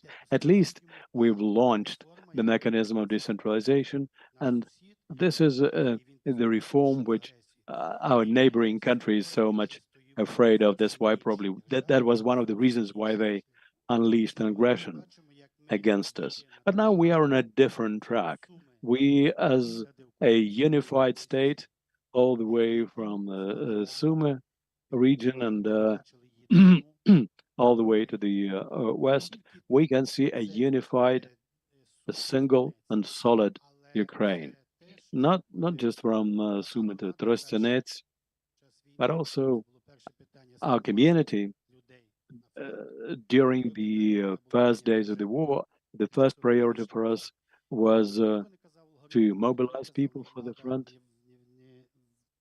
And at that time, we were largely unaware of how we should do this, but we followed our intuition, and we will continue to do so. Not everything works out, but now at least we are free of some political bargaining, which used to be before. Therefore, I hope that these bills will be voted for. We are supportive of them. There is a number of issues, but it's not a problem. The problem we have on the front line, and there are issues which we would be able to resolve together. Yes, taxes are reduced, cut down. There is no feedback. First, we would like to have individuals in terms of taxation, so that we see, we take under, we monitor the situation. But if the state is afraid of giving us this responsibility, let them do something, and this will be the temporary way forward.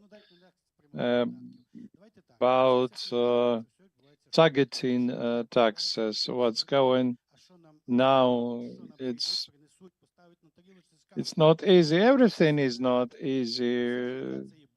It's life. Life is full of struggle. When we stop struggle, we stop living. We are fighting, we are standing for our positions, and when we are united, we'll always win. About taxation, I have always been on the position that taxation taxes should be levied on the place of registration of a resident, and where the person lives, and here we may compare the whole state. If we take this model, for instance, we have some problems in the society when there were big enterprises which were built by the state, and taxes were sent to those communities.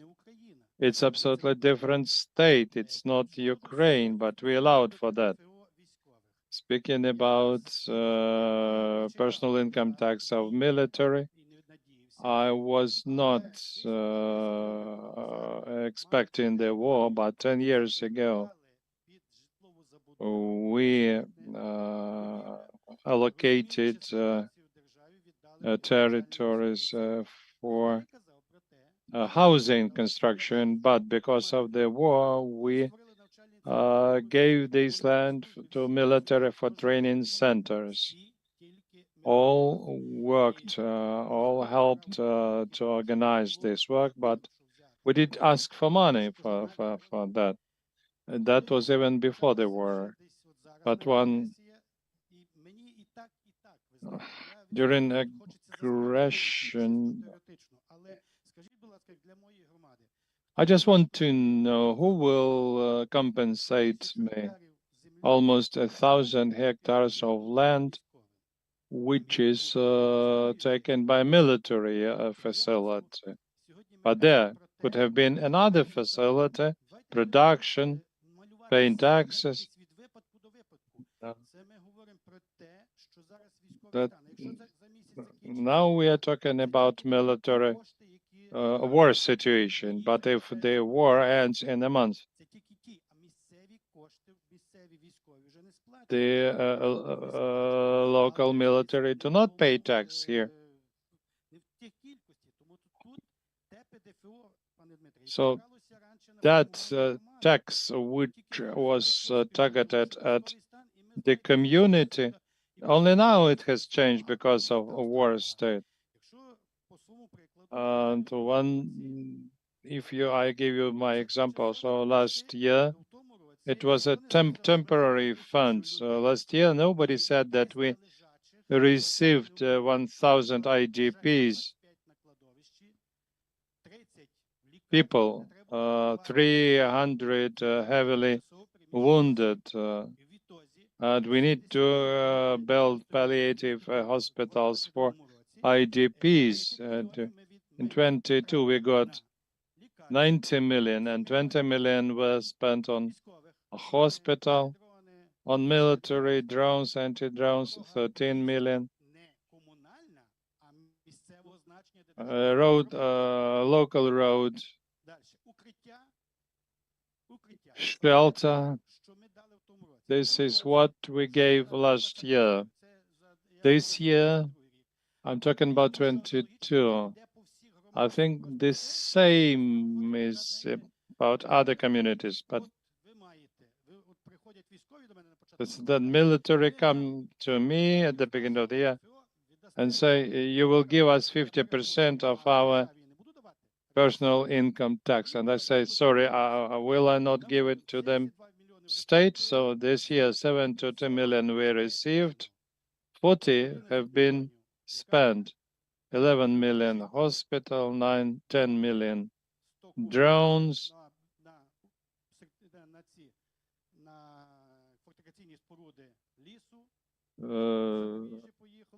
100 cubic meters of wood for fortifications, 3 million shelters, and 14 million rivers. Can you tell me where is the community which is rich? And we help every day. There is a problem with personal income tax. Local councils should participate in this. Oblast councils should participate in this. So then we have a paradox, a collapse. One community gives 40,000 to military, and the others give 20 or 30. That the Oblast Council should equalize all this using their funds. But in general, I'm glad that we are discussing these issues and there is mutual understanding. Thank you for organizing this event. Yes, it was very interesting to listen to you. I see you brought all the figures with you, which is good. It's good illustration. Association of Cities compiled the whole package of data. I would like to give the floor to Maria Koval, Zuta Onuke Village, Mayor Zakarpattia. The communication may be very bad, so and then we have our final panel. So, Maria, the floor is yours. Hello. Good afternoon. I'm representing Onukhiv territorial community of Zakarpattia Oblast and head of the board of the Communities Association. I'm very grateful for the opportunity to listen to my colleagues.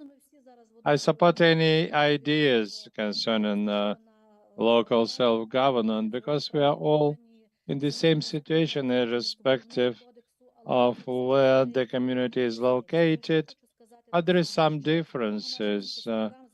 Assistance to our defenders must be a priority, and we all adopted relevant programs, but we had a number of criminal cases. Unfortunately, the quality of audio does not allow to interpret. Then the algorithm of actions should be well defined. Also, I would like to speak about land issues. The colleague said that the lands beyond the territories of settlements were given, were rented for a very long term, and therefore would like to make a proposal to legislation how to regulate the process of land rent and we should not let this land to be wasted.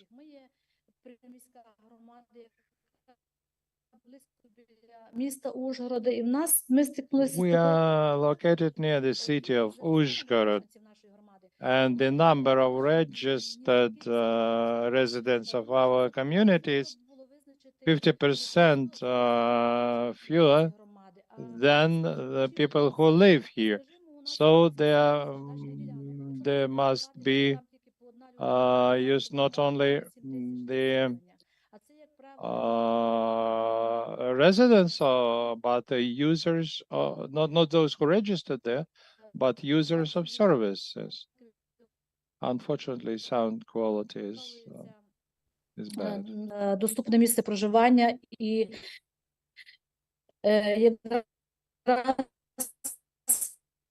На жаль, я маю Unfortunately, I have to stop you because the connection is very bad. We apologize for interrupting you. Sorry. Bad connection. Maria Koval-Mazuta, Zakarpattia Oblast, Onukhiv village. We have the final panel, and we're going to draw conclusions to that big work, Decentralization 2023 legislative agenda. We have done quite good job. We began with legislative initiatives, visualization. We saw the development of the reform of decentralization. We've heard about the problems which local communities have, and we hope that this mutual connection between you and legislative body will be maintained and help you to resolve your issues. Now I'm inviting our panel members of our panel, and I'm going to present the speaker, Igor Sanjarovsky, Deputy Head of USAID Project Hoverla. Igor? We have on very little time. We work till 4 o'clock. Then let's sum up today's work. What we have heard, what analysis can you make? Alena, I'm giving the floor to you. Can we sum up the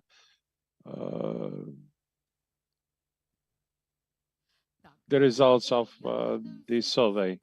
I would like to remind all the present whether they participated in the survey or not, but we've got the results of this online survey concerning our today's forum. Unfortunately, we don't have enough time to analyze these results. We'll do the analysis in the final report, but I will be brief. Whether the effective activities of local self-government need changes into the budget code, 97%. So the next question, whether it is necessary to introduce changes to tax code of Ukraine and the law on local self-government in order to give additional powers to local self-governments concerning administration of local taxes, 91%. Next question. Whether it is necessary for effective activities, effective operations to introduce changes into the laws of Ukraine on authority of local self-government, 96%. Changes are necessary. 100% division of powers, no doubts about it. I want to say that this is not a mass survey, but it adds some color to the survey which we did before, because when people answer questions online during certain event, it means that they're interested in this. Taxation code and the formula of horizontal evening.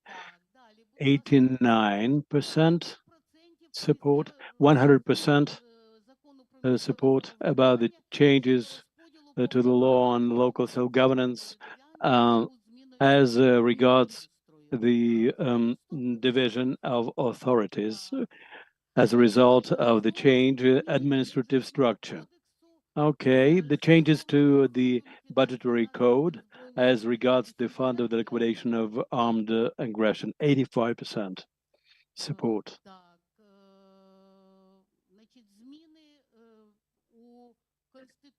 Changes to the Constitution, 64% said yes. It's hard to say for me why so. We have to analyze it. I recall the main survey, it was somewhere down in the middle, so there wasn't an outright yes.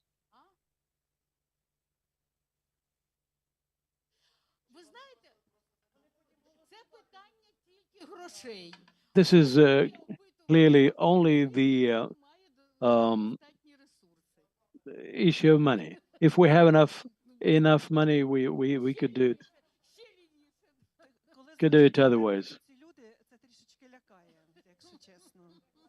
Well, when you ask who are these people, this sounds kind of intimidating. So next time people are not going to vote if you ask them about it. Well, yes, but it's interesting what kind of arguments people had for that conclusion. But that would require interviews and focus groups. I think this issue has been considerably politicized.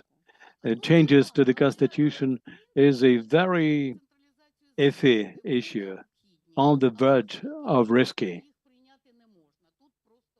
It looks like people think that changes are necessary, but since there's a war going on, it's impossible to effect them. Whether it's needed for efficient work of local self-governments to adopt the law on the list of administrative services and administrative fees. 94% said yes. So which question are we at? At question 5, right? As regards the city construction code, 79% said yes.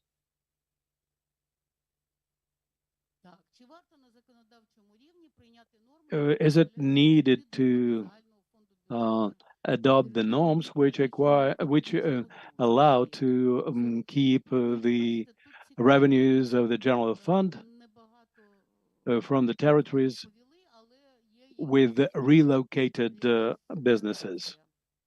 46% said yes, but there's and more or less equal breakdown, so this issue requires additional research. The following question.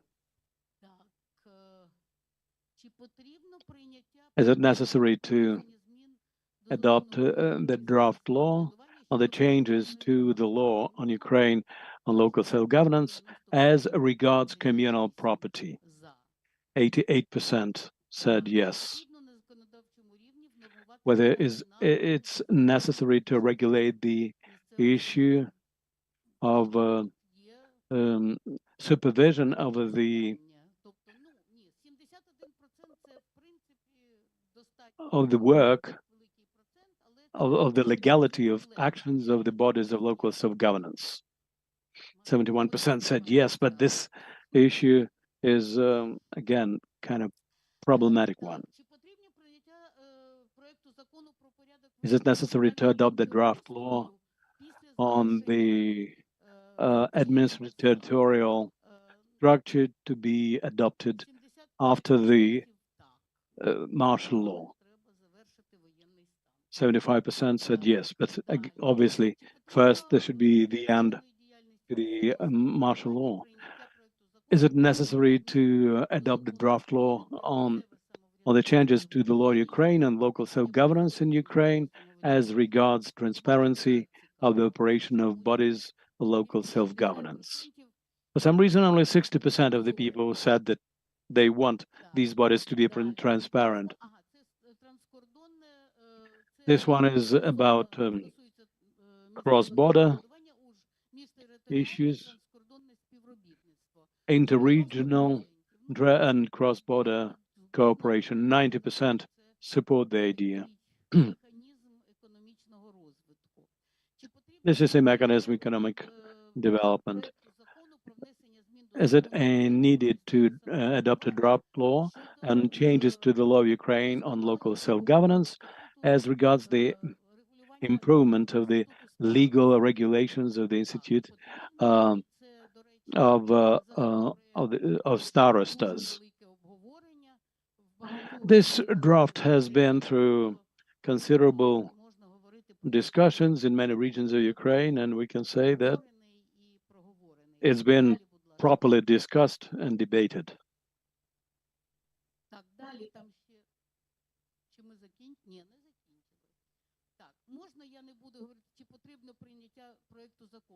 I will skip some words. So it's about changes to the law in Ukraine and local self-governance bodies and other legal acts, about the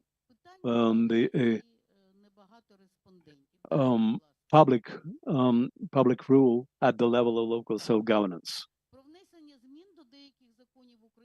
Changes and amendments to some laws of Ukraine on the enhancement of transparency of the body of local self-governance and the Verkhovna Rada Parliament. Largely supported. Changes and amendments to the budgetary code as regards local borrowings. 77% of support. I believe that this is quite a good result.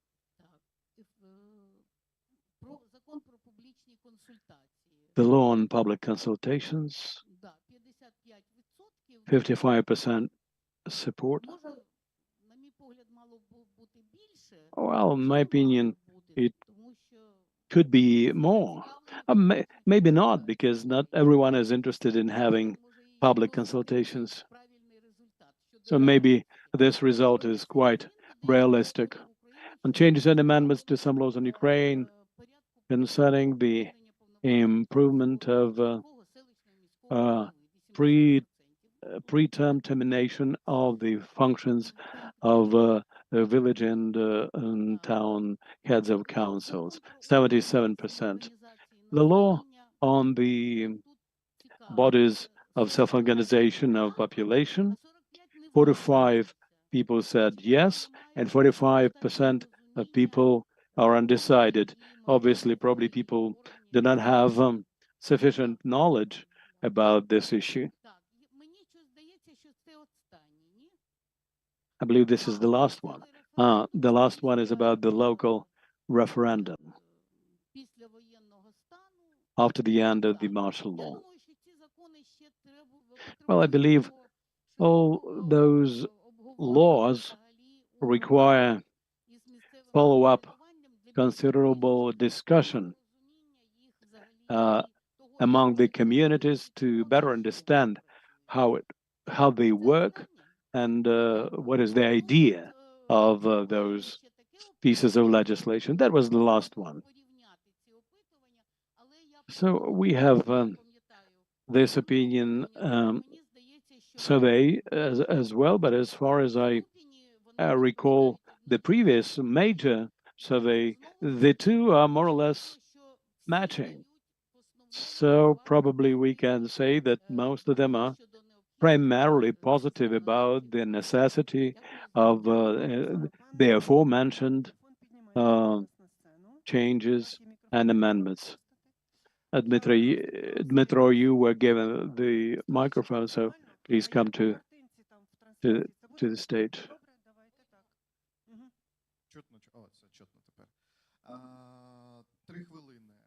I would take just three minutes of your time. 1 minute for the revenues of individual personal income tax of the military. It should remain with the local communities, 100%, but 50% should necessarily go to the military, and this part is deducted from the formula of evening. The other 50%, which are kept in the community, some of them will cover the reverse from the past, and the other part will be used for the reverse payments for the future. All the rest will be for your upkeep, for your maintenance, for your development, what have you. Well, I've been told that the Ministry of Finance is not going to support that, but I also have a compromise to offer to them, so I think this can be discussed. When you, in my person, addressed myself, of Vitaly, or some other people as representatives of the committee, and you ask, please heed our voice, we always hear your opinion. So do come to us, approach us. We will come back to you. We will thrash out all the technical issues, and we will respond to that. But I'd like to address you with another thing. You have to persuade not the line committee, but all the other MPs.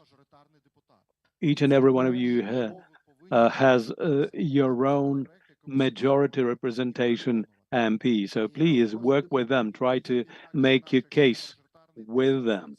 If it is not a majority representation MP, maybe there are some MPs who were born in your area. Try to persuade them. Because I tell you how it works. On the example of 55-59. It was submitted for signing, and 3 days were allocated. At the end of the first day, I had a phone call from my colleague. Well, before that, he had sent me a message saying that you have such and such initiative at the Rada Parliament. This is very necessary for us. Please support. And my colleague said, well, I don't know what it is, but obviously we need to support. Please tell me what it's all about. So you have to work likewise, even if it is the best initiative in the world. The way we saw in this survey now, when people are undecided, they just don't understand what it's all about. So when it comes to the voting, and the MPs who are not from the line committee, but who are knowledgeable about this, they know as they come to the voting, they know that they have to support it. And they wouldn't be caving in to some manipulations or whatever. We're totally open to you as a committee. And as regards the others, try to make your case and persuade them and marshal necessary support.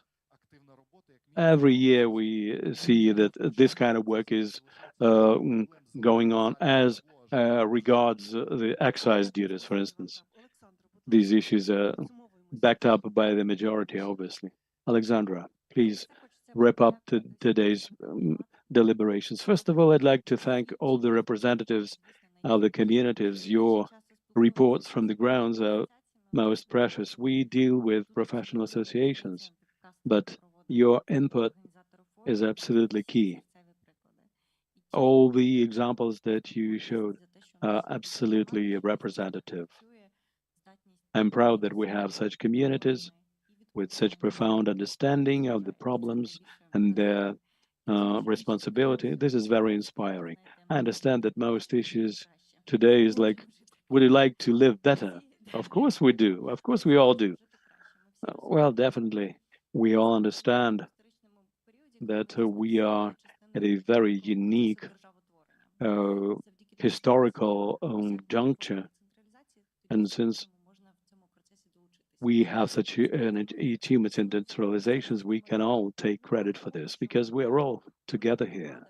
It's not like the government is separate from the communities and so on. We're all in the same boat. I don't even want to comment on individual issues like military individual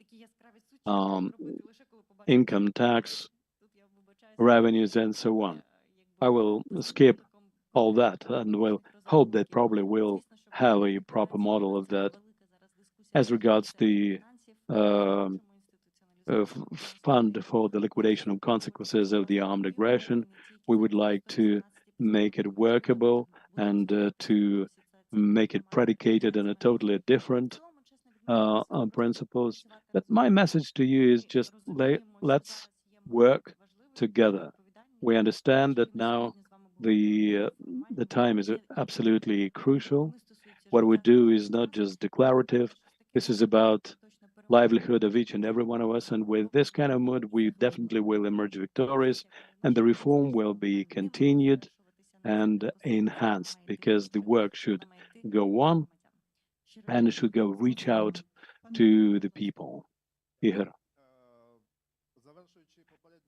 Well, wrapping up the previous panel, Anatoly Lichak thanked for the opportunity to be heard.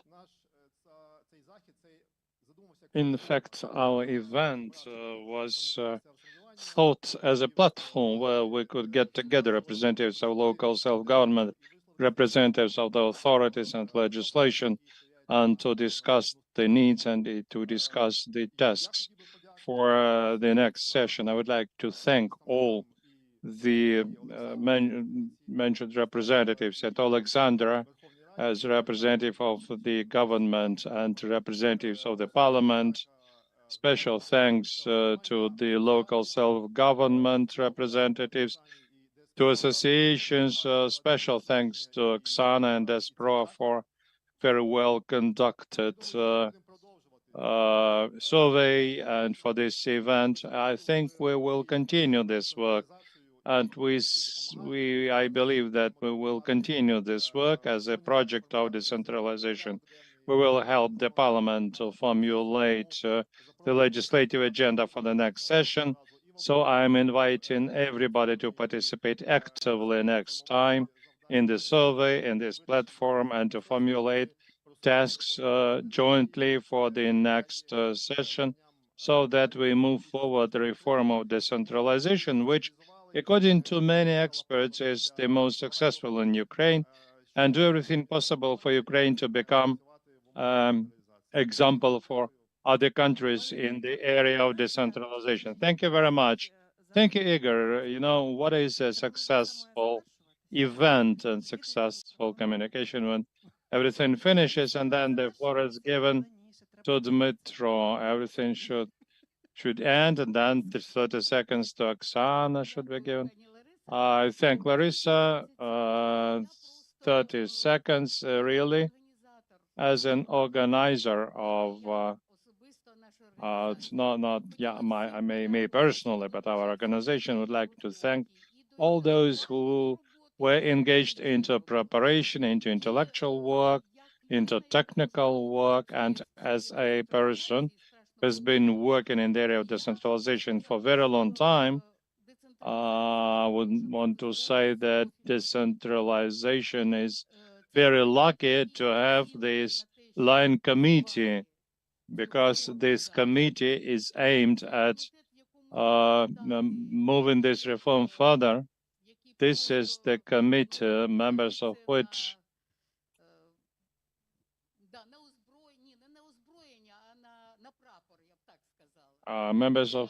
are extremely supportive of it. And I think this, in my opinion, it is the guarantee that this reform will move forward. Once again, I thank you all very much, and I hope that every such forum will be more and more interesting and deeper touch all the issues related to decentralization. About budget and tax committees, we didn't manage to engage them. Apologies. Thank you. As a moderator, I want to thank Despro and personally Oksana. I want to thank USAID Goverla. I want to thank you all, those who watched us online, all those who are present in this room. And such events inspire me. And it's a war state, all this information.